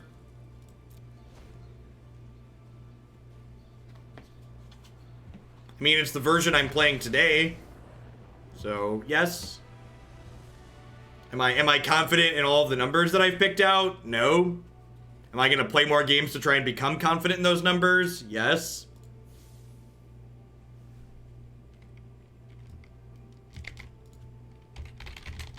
Welcome back, Austin.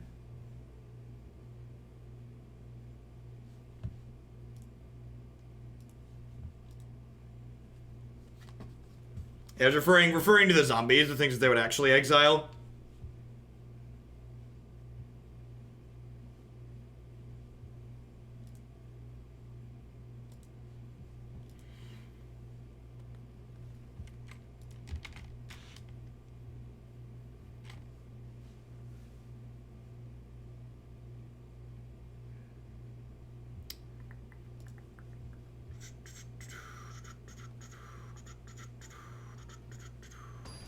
All right, and that last game, remember, that was the easy game, right? That was the game where we were on the play.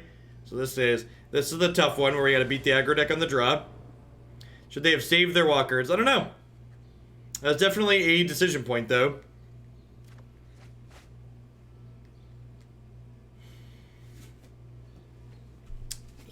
I think I keep this. It's like turn 2 trophy, turn 3 rejuvenator.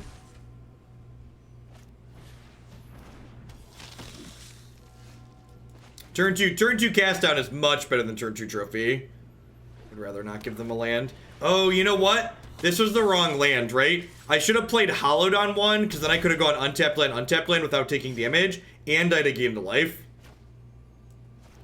Yeah, that was wrong on my part. So I'm down. I'm down 2 points of life here that I did not need to be down. I drink only the finest. Blood calls to your soul. It's a real shame I didn't have a Disfigure here.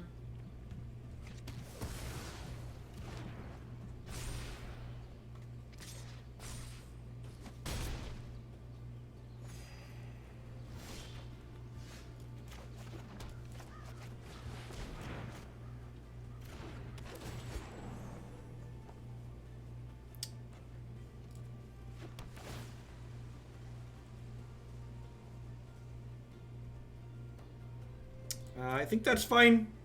I can play Catacomb and Reef plus Trophy next turn.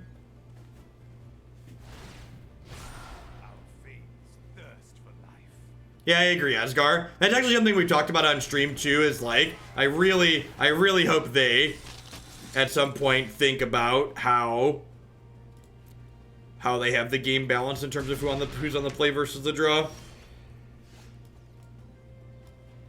I really feel like that's something they could afford to try and innovate in that area.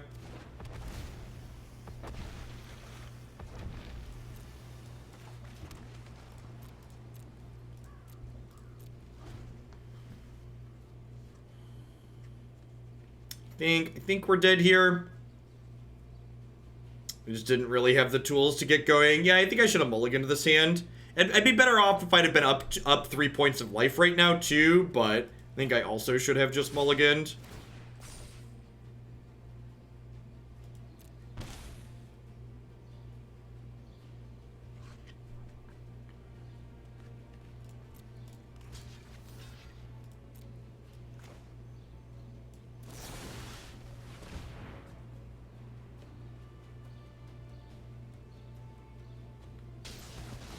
So next turn, I get to go. We might still be able to stabilize here with a bit of luck. So next turn, I get to play Yarok, which double triggers, and then I could find a Field of the Dead, which would let me make 2 zombies, and then have enough blockers here potentially. No, that's not true, because the Saurian's just gonna kill me, right? They're just gonna like 3 me twice. Yeah, I think we're dead to the Saurian.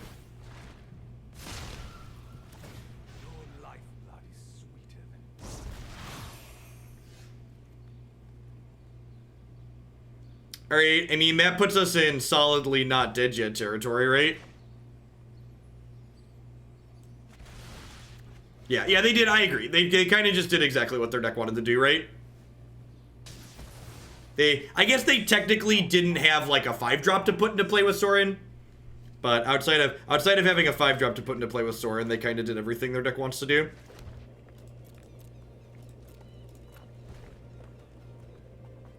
Dead to a removal spell, dead to a Sorin, dead to any sort of reach. Probably high that they play another Sorin.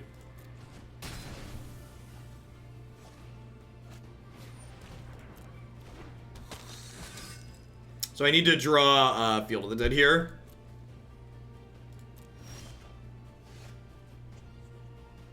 And that's the game, right? So if I drew a Field of the Dead, I could have played Yarok, played Field of the Dead, made 2 2/2s, and then had enough blockers to like maybe start doing something, but alas, we missed. So I missed sequence my lands that game, and I also think my initial keep was probably somewhat suspect. But I also think that, like, while I don't think that matchup's bad, I think it's probably bad when we lose the coin flip and we're on the draw game 3. So I should probably mulligan more aggressively to try and mitigate that, but that's what it is. That matchup is such a great example of why, in general, playing proactive decks in closed deckless situations in Magic tends to be good, because you randomly play the Blast Zone and pop the Blast Zone, maybe. I didn't have mana for that the Blast Zone didn't matter. I didn't have mana for that to be relevant at any point. Sorry, to complete my thought, aggressive decks are such huge favorites in Magic in general, just because you get so many free wins where, like, people keep hands game 1 that are just, like, okay against, like, Scape Shift or mid-range, and then, like, you, like, have a good curve and kill them.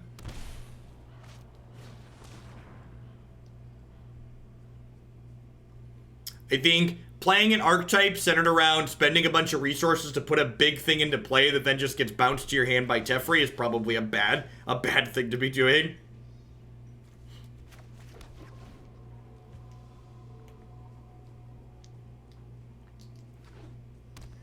This is yet another aggressive matchup where I lost a die roll, so we're probably gonna be behind because we lost a die roll, because that's kind of how Magic works. Which, again, like, stuff like this, like, I play a lot of Magic, and I finish Mythic every season, and we can often finish high Mythic if we just, like, don't play terrible decks, but, like, Magic just has so much variance into it. That's a big part of why I stopped traveling and just play games on Arena these days. It's like, when you hit a bad beat or, like, lose a bunch of die rolls, and, like, you did it from your basement, it's like not a big deal, but when you like spent $500 and flew across the country and spent an entire weekend to have that happen, it's a pretty miserable experience. We'd love to draw any of our 5-drop elementals here, Yarok or Cavalier. Assassin's Trophy, also a decent pickup.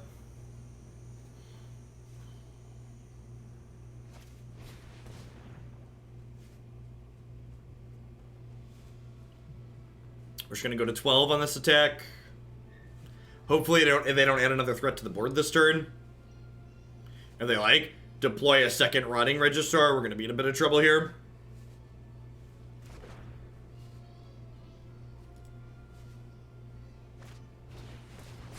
Brutal. Thought Erasure would be an okay pickup here too, because it would let us take one of these and then they have to discard the other. Alright, there's the Cavalier of Thorns, so that stonewalls the Ceratops nicely, which is great. Temple of Mystery. I'm gonna bottom that. Notably, that Cavalier trigger ditched an Assassin's Trophy. So Tamiyo can pick that back up next turn, which is nice.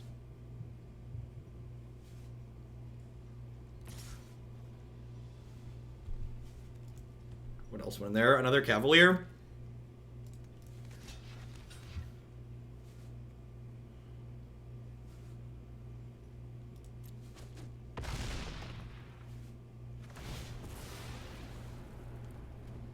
I'm just gonna go ahead and put Cavalier back on top of my deck here.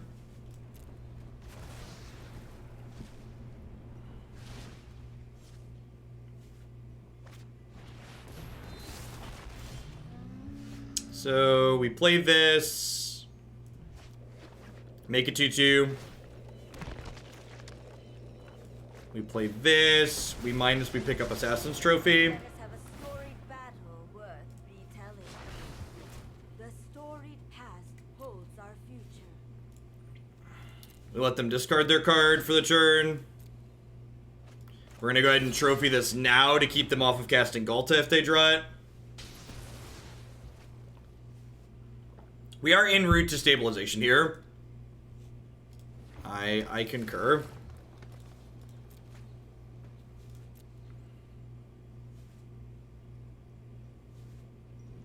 I assume Tamiyo is going to die here. I'm going to use this as a game too. I want to just be as conservative as possible with my health total. I don't want to get like punked out by burn spells if I can avoid it. Pretty bold leaving Tamiyo alive.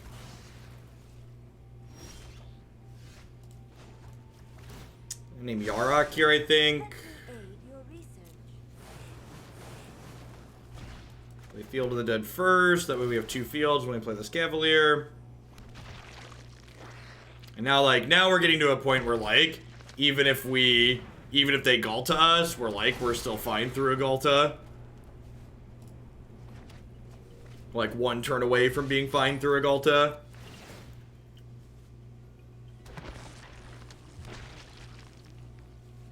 Yeah, Collision Colossus is pretty common in our opponent's archetype.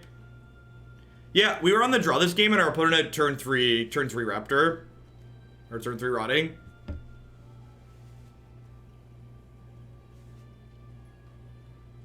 I don't really think, I think the closest thing this archetype has to an unwinnable matchup is, the closest thing we have to an unwinnable matchup is Nexus. Even if we see an ego there, we're kind of okay.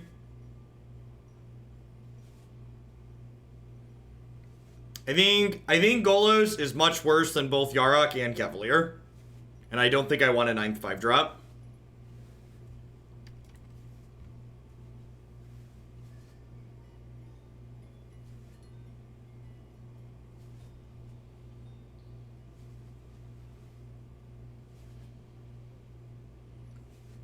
Yeah, Moto is a very modern 21st century application, so when they deploy a patch, they need 9 hours to do it.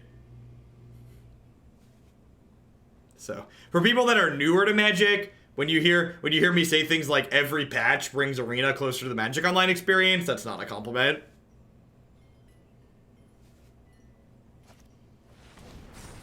Alright, that's a 9/6. You've successfully traded 2 of your cards for 2 of my land drops.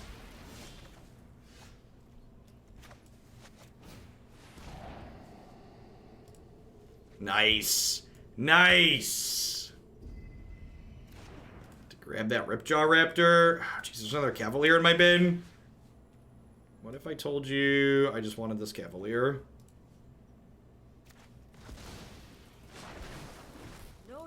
I'm going to play this before I play the land, because this could find another Field of the Dead. Nectar of Death, thank you for the 2-month resub. I appreciate that. Welcome back. Thanks for keeping me around. You're having a good one wherever you are. You to grab the Yarok? Nah. I think I'd rather just have another 5/6 in this matchup. I also have this Memorial here that can pick something back up later too, potentially. I don't know. They're like pretty dead, right? Like just putting a bunch of zombies into play now sounds great. And a 5/6. I guess it's the same number of zombies. No, that's not true because I didn't have the other field.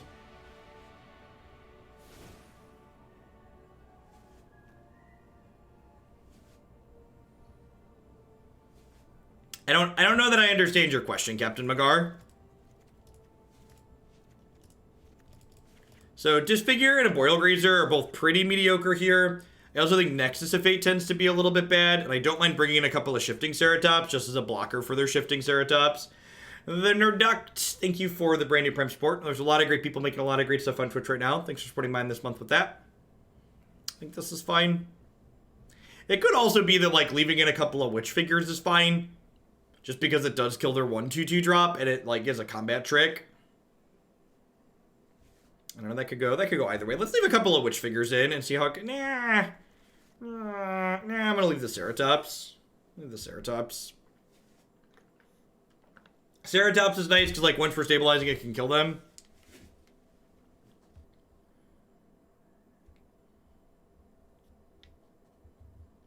Hey, I'm glad you're enjoying it, nerd. Elementals list is sweet. If you are a Risen Reef fan, you definitely want to check out the Sultai combo elementals we played yesterday. It was exceptionally sweet. Just wondering that when playing, if you've made any changes that felt beneficial. I don't know. Like, it's just so hard to evaluate things like that. Like, the core of this deck is still the core of the deck. And, like, the changes that I've made have been, like, pretty minimal details around the edges. And, like, the number of games you really need to play to, like, have a super good feel for, like, was this a good change or not is really high. I think this deck list is fine. I think it's been fine for a long time. And I think any of the iterations that we've played are, like, more than reasonable.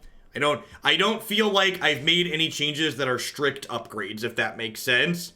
I feel like I have made a number of changes, but I've been, as is often the case when you're building decks, I'm making changes that hedge certain points in some places while giving up points in other places.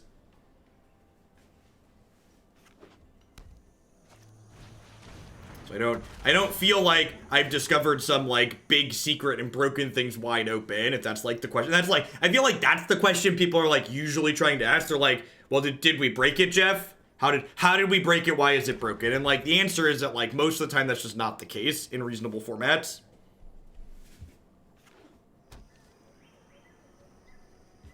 If you're just looking for a changelog, I could give you a changelog. Just like, dear Jeff, this is what we've cut and why we've cut it. No, Jace is much worse than Nexus. And the reason why that is because the games where you're risking decking out, Cavalier of Thorns is just dumping piles of stuff into your bin and you can't choose to keep a specific card with it. I don't think we've played Jund Dinos on stream. It's a fine deck. It's very aggressive. I think I'm going to play this and just play into Assassin's Trophy this turn.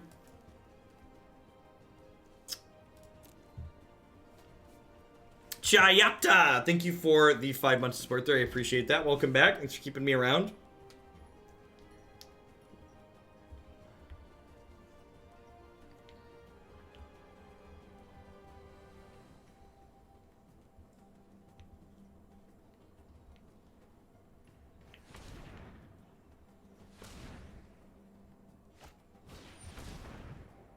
So this is why we held up trophy here. So in response to these raptor triggers, we'll trophy this, which then means this never gets dealt damage. So their raptors never get bigger and they never draw a card.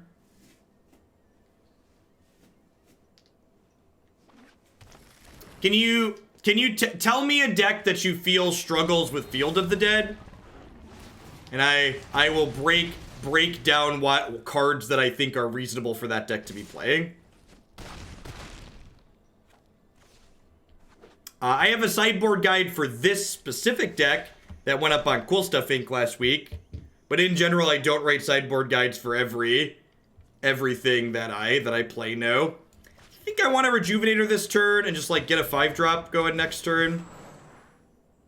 Field of the Dead's a good rip. The fact that we have double Temple of Malady here is a little bit awkward.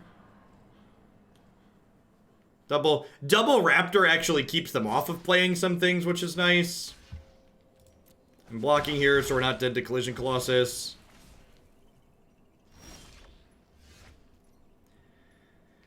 Is it crazy to just Rejuvenator plus Trophy this turn? I think that's probably crazy. I think I just want to do this.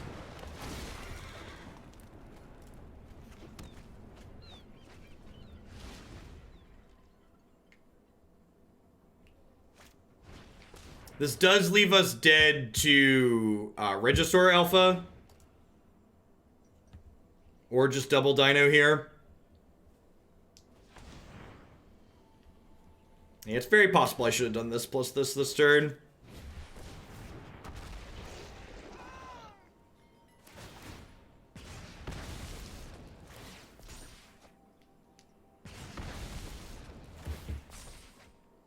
They had a couple of bricks here. We're gonna be in a good spot, but we're probably dead this turn. Yep. We're not even dead because that's a 12/12. We're dead because these each have 6 power now. I mean, we were all of our lines were dead to Colossus Thunderwunk, essentially.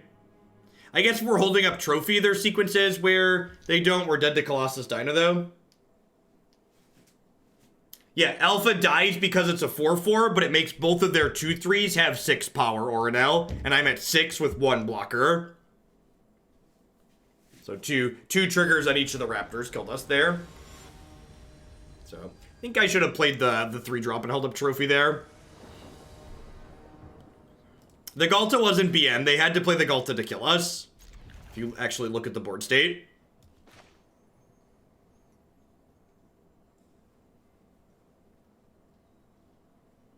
Morning, Twin.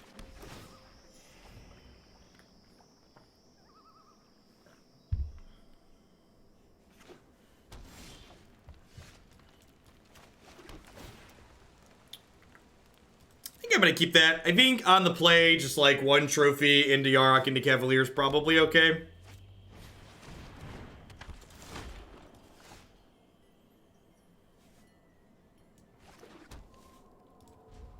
Would love to draw a 3-drop next turn or another removal spell.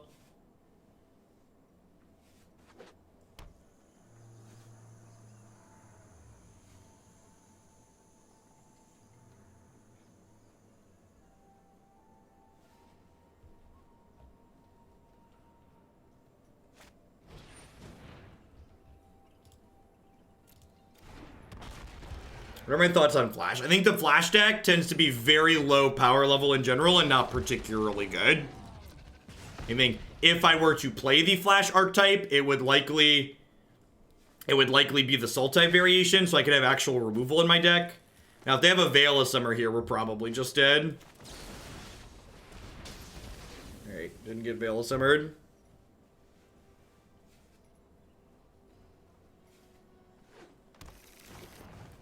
Hey, Killer Bunny, thanks for the 2-month resub. I appreciate that. Welcome back. Thanks for keeping me around. I guess I need to play this because it's going to come into play tapped otherwise. I built Sultai Kefnet and I've been loving it. Let's add some bits to it in the queue. Thank you for the support, Night Stars. I appreciate it. Glad to hear you're enjoying that one. Any big dumb dino here is real bad for us. Yeah. So we're taking 6, 9, 13 here. Probably dead.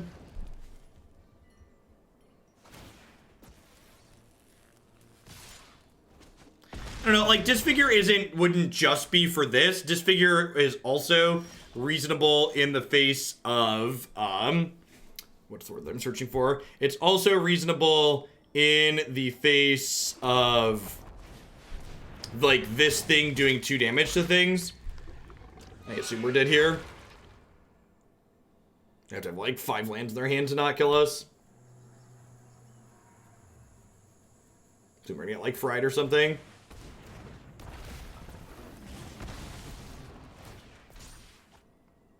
I'm at 11, and I'm taking more than 11. Yeah, that's a BM Galta. That Galta's a BM Galta. Last game Galta was necessary to win. That one was a BM Galta.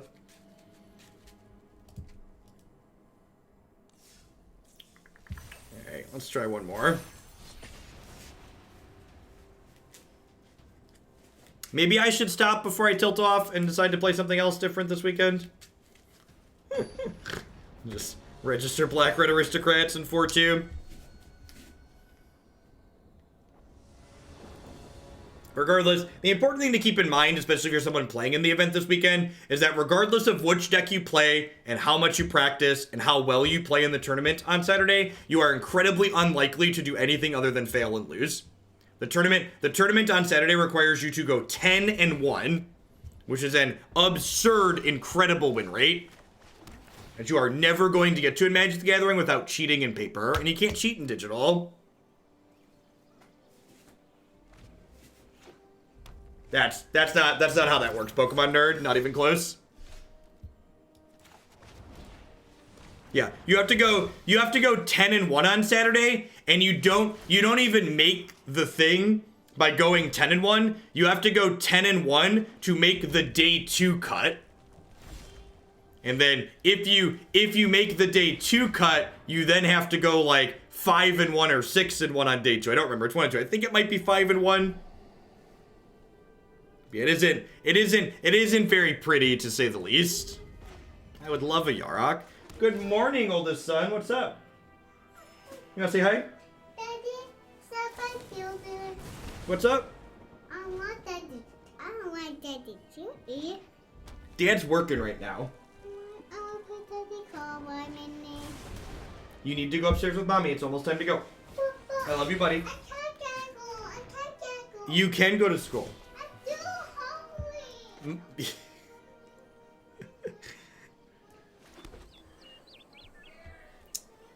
No one makes 10-1, day 1, day 2. Well, I guess we'll fill this with our own people. MTGA players are good enough. I don't know what that means. He can't go to... He did say I'm still hungry. Jacob has learned... Believe it or not, kids learn how to pick up on things that let them manipulate. Jacob is always still hungry when he doesn't want to go do something that he needs to go do.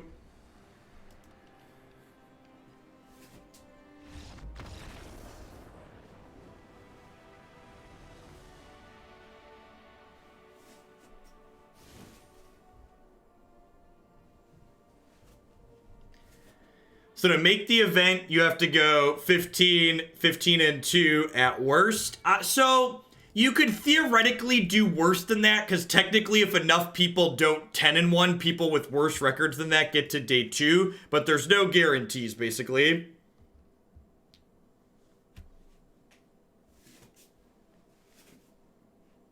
And thanks, folks. He has his moments. He is kind of adorable.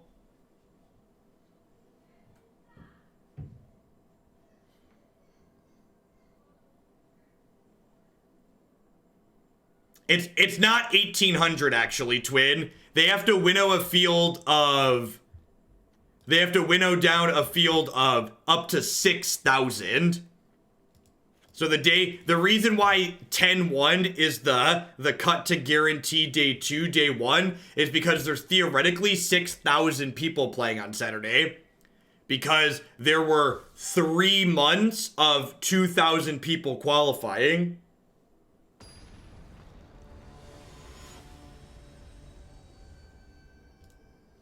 You should probably check your spam, Percy.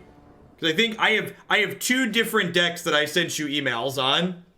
that I said yes to both of them. So if you haven't seen an email back, they're probably in your spam folder. But yeah, both the things you sent in are fine. So either of those that you'd like to donate for, go for it.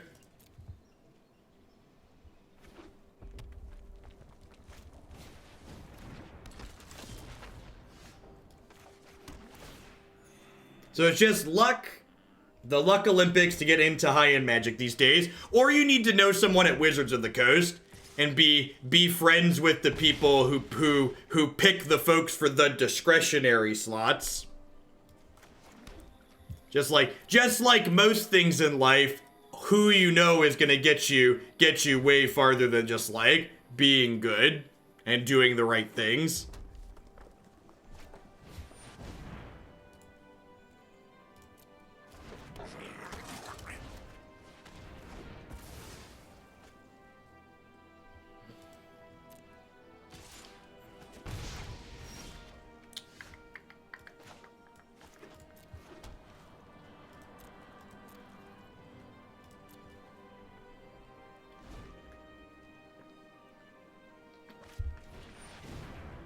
Tybalt, sure.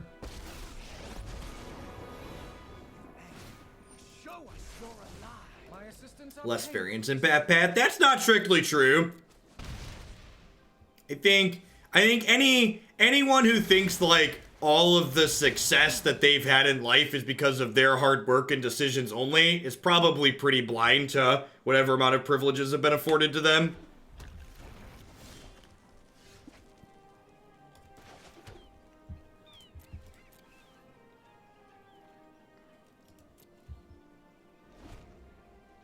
I don't even think ridiculously popular is true, Foxicon. Like if you remember, in the original set of invitations to their first Mythic Invitational, they skipped over Caleb Durward, who's like the biggest Magic streamer.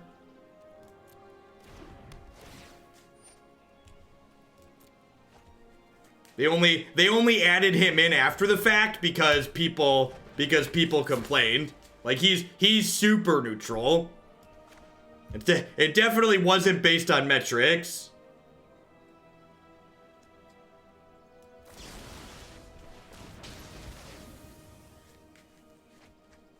Honestly, I definitely overreacted to that whole thing, and I definitely assumed malice when ignorance was probably, like, you shouldn't assume people are out to get you when they're very likely just bad at their jobs and what they do. Because, like, skipping over me could have been because they didn't like me, but, like, skipping over Caleb probably just meant that they didn't know what they were doing and they were bad at their job. Don't fry me. Don't fry me. We have, like, double shocks here. I love a big bowl of liability for breakfast. I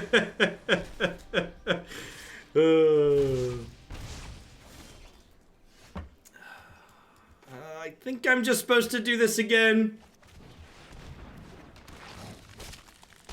If this gets double burn spelled, I'm probably dead.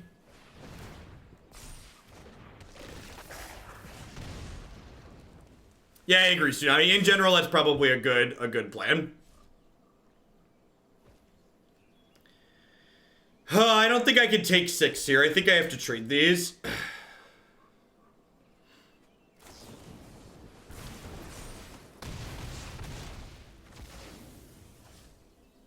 Land would be great. No, I don't. I genuinely don't think so, Limb Nursery.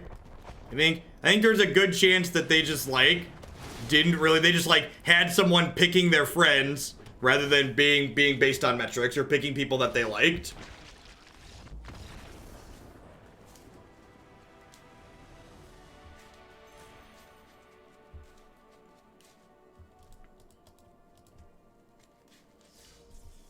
That game was a good example of, like, Yarok just having a good stat line in that matchup. Just, like, 3/5 lifelink for 5 is just, like, fine against mono red.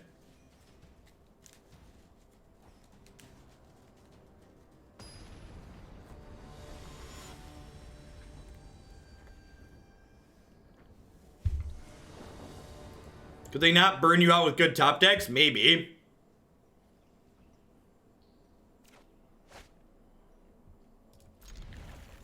This hand's okay. The fact that this hand only has one green source is a little awkward. And drawing another non-green land is awkward.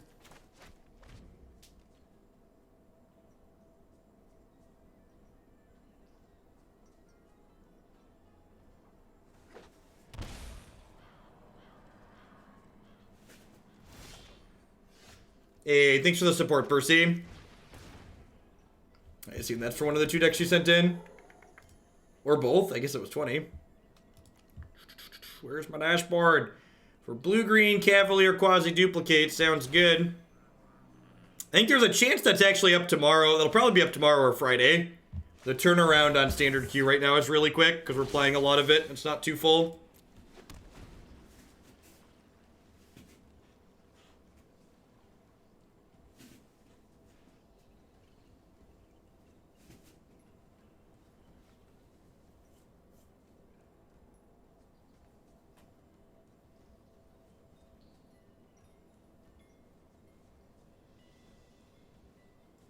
Is it getting timed out here right at passage though? Yeah, so part of the reason why people asking for timeouts is a joke around here is because there are a number of people who got very, very upset when our chat wasn't sub only, who they'd get timed out for making like a really lazy statement.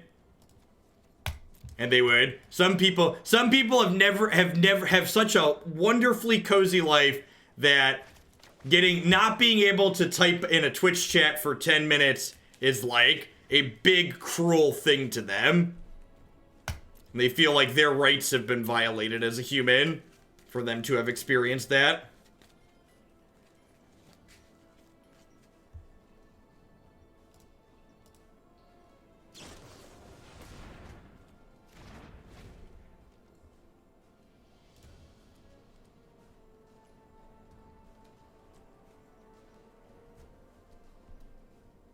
Why swamp over tap grave there? Because I already have a grave in play. And if I hit a green source, I wanna it probably doesn't matter, honestly, the way my hand's lined up, because I don't have a third green. And I probably want a Yarok before this anyways. You're playing a reanimator deck, looks like it. If they floop a dragon next turn, we're actually gonna be in a little bit of trouble here.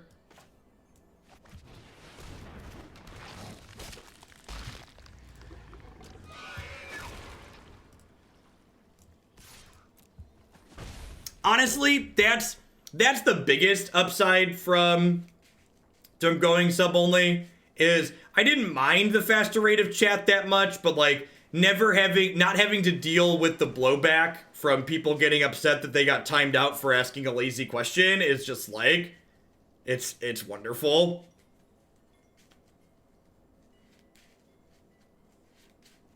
So these are gonna die and we're gonna take 11 this turn.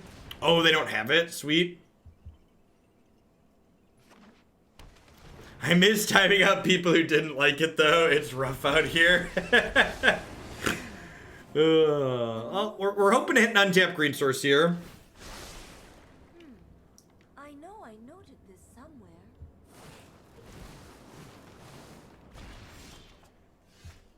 That is not the untapped green source I wanted for Christmas.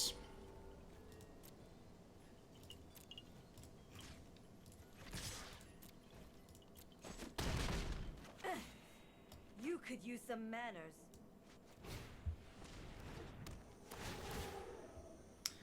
I'm gonna decline putting this land into play because this land could trigger a Field of Ruin next turn. Field of the Dead.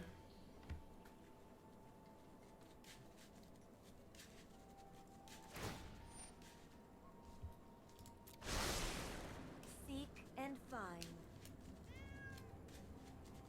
Correct. Yeah, we don't have to. The constant flow of, hey, think about what you said before you type it is nice. Let's just focus on the actual Magic content a lot more. Because 99, the Twitch, a Twitch chat rules for a given channel are just like in a ULA, right? 90% of people like click through them.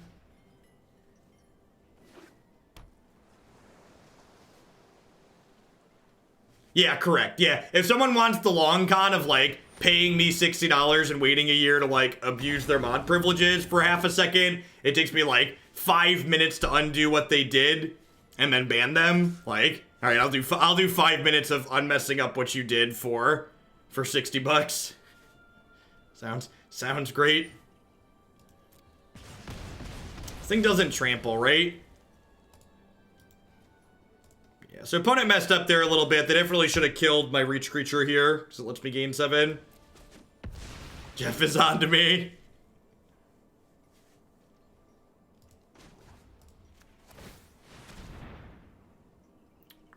Untapped green source. Untapped green source. Oh, man. This is the first time in a little bit that I felt like our mana base really bit us.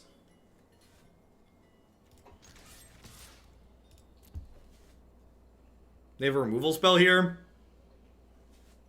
That's unfortunate. Rough.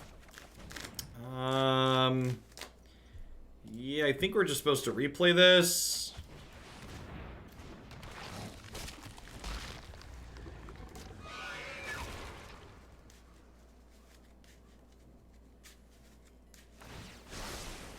Hey, Phantom, thanks for the brand new tier 1 sub. Hope your Wednesday is treating you well. Thanks for keeping me around.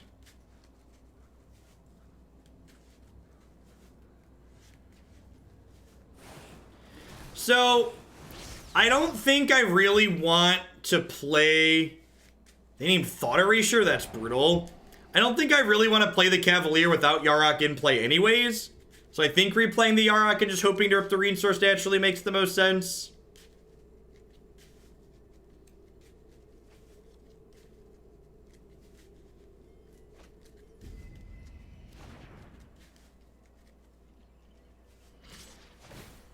We're probably dead here.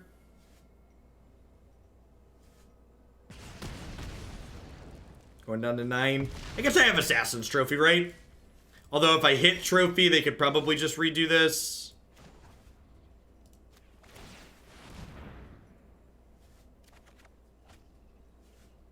I guess this is technically a solidly not dead yet. We send this here, and we go to 12, and then they're only dealing 11. They're playing Fog. I feel like Arena is like, Jeff tweeted Jeff tweeted last night that he didn't mind the standard format, and I'm gonna show him how wrong he is. I feel like someone saw that tweet, and they're like picking my matchups accordingly now. So, Noxious Grasp for Tamiyo seems fine. It leaves me 3 slots. I wonder if I just want Unmoored Ego here, honestly. Yeah, I think I just want Ego. Like, if they don't Dragon me, I probably can't lose, right? The Dragon is legendary. So, bringing in Cast Down for the Dragon will not make you a happy panda.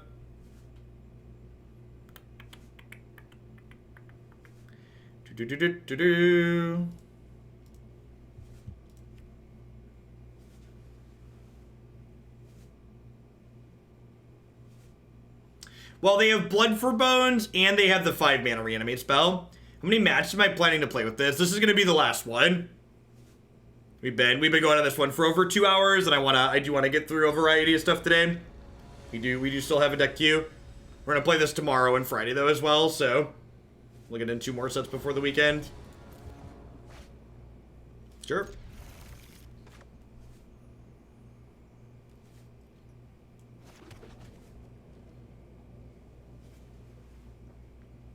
Is that true? Do a lot of other people hate the standard format? Like, I was pretty low on last cycle, but I felt like, while this format still obviously has all the things I dislike about last format, they got diluted a little bit. I also think the Field of the Dead decks are much easier. The Field of the Dead decks are much easier to interact with than the Nexus of Fate decks.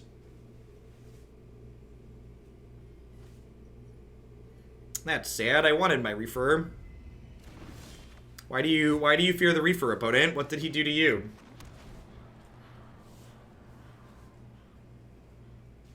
Yeah, I think it's a holdover, Bob. It largely in conjunction with the fact that, like, people don't want to get invested with something this close to rotation. Yeah, I agree, Burgle. I agree that that's a very low bar.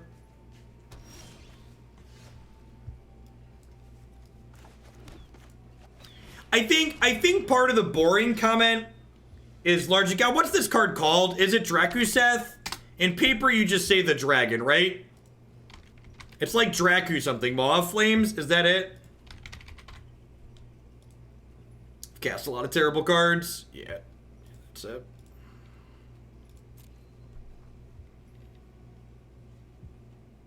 The old arena hardlock here while we loads up their deck. What other bombs do they have?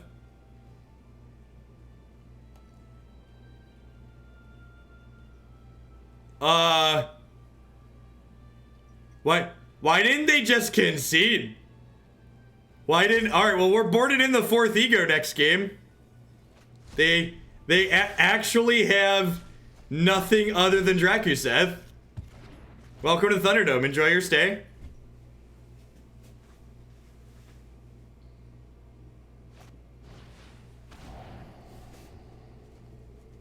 No, there were no agents in there. Maybe they have some in the 75 and they just boarded them out. They could have some in the 75 and have just boarded them out.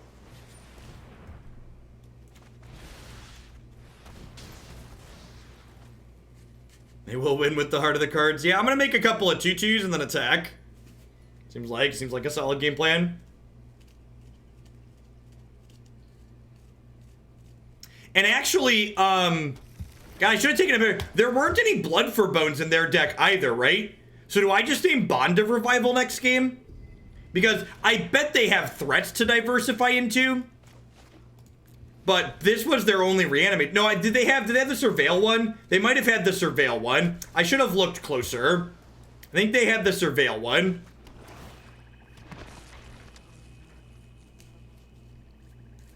I think I'm still gonna name Drakuseth. But I think they had the Surveil one. Should have taken more notes. That interface is worse than Magic Online, because on Magic Online you can just screenshot their deck list to reference later. Which is nice. Very nice.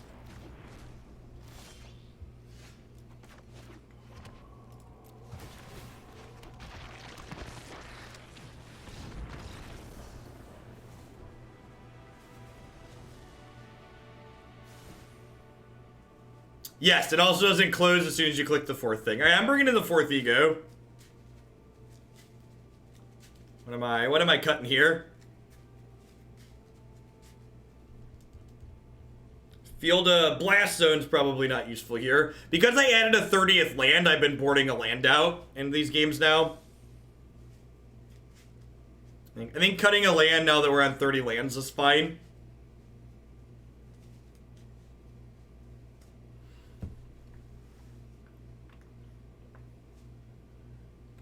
No joke, Punchworthy. I bet if they displayed the full deck as a grid in the Unity engine, the way this game renders, I bet the whole thing would crash, or it'd be unbearably slow. I'm 100% sure they didn't have any other ways to revive stuff. You played against any of the Lotus Field Blood Sun decks with this deck? I've not. The rest of those decks are like pretty mediocre though, and we have 4 Assassin's trophies, and we churn through a lot of our decks, so I gotta imagine we're fine.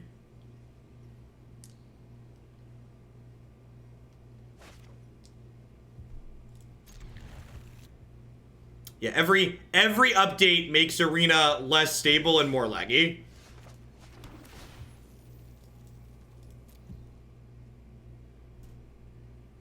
If we want to get super academic, we could go watch the Twitch archive, but that sounds suspiciously like work, right?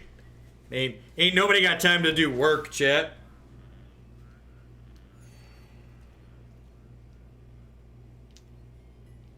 I won a game with Yarok where I was down to only Nexus and had to grind out extra zombies with Tamiyo down ticks getting back lands. That's awesome.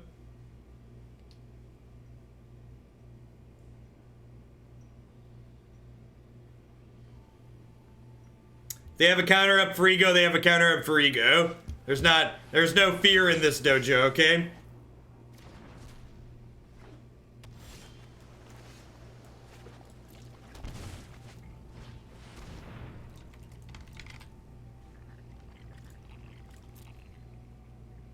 Now, I expect we'll see other win conditions this game.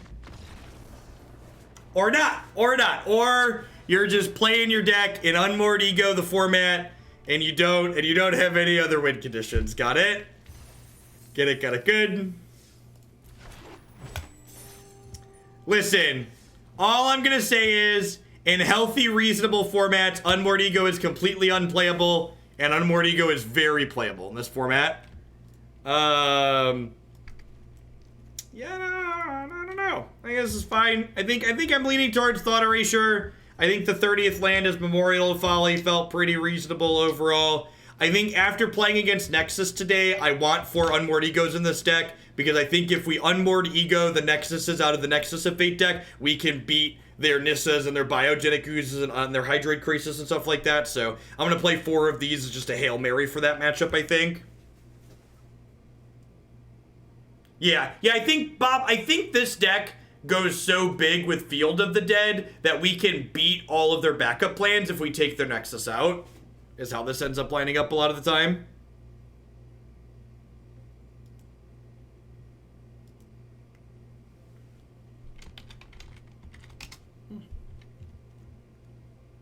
Do you think there's an argument for having more than one Nexus in 75? That's a good question, and I think the answer is you shouldn't add more Nexus to this deck, because I think the only matchups where Nexus is good are matches where you're a little bit ahead anyways, and you have enough time to draw more copies of it. I think with more Nexus, you could go infinite sooner. But I also think that you just don't need to a lot of the time. Invictus doling out a pile of sub-gifties. Invictus has brought the decree on high that we're going to play some more Golos Field, so we're going to grab that and do some updates. And Curtain Sheath, they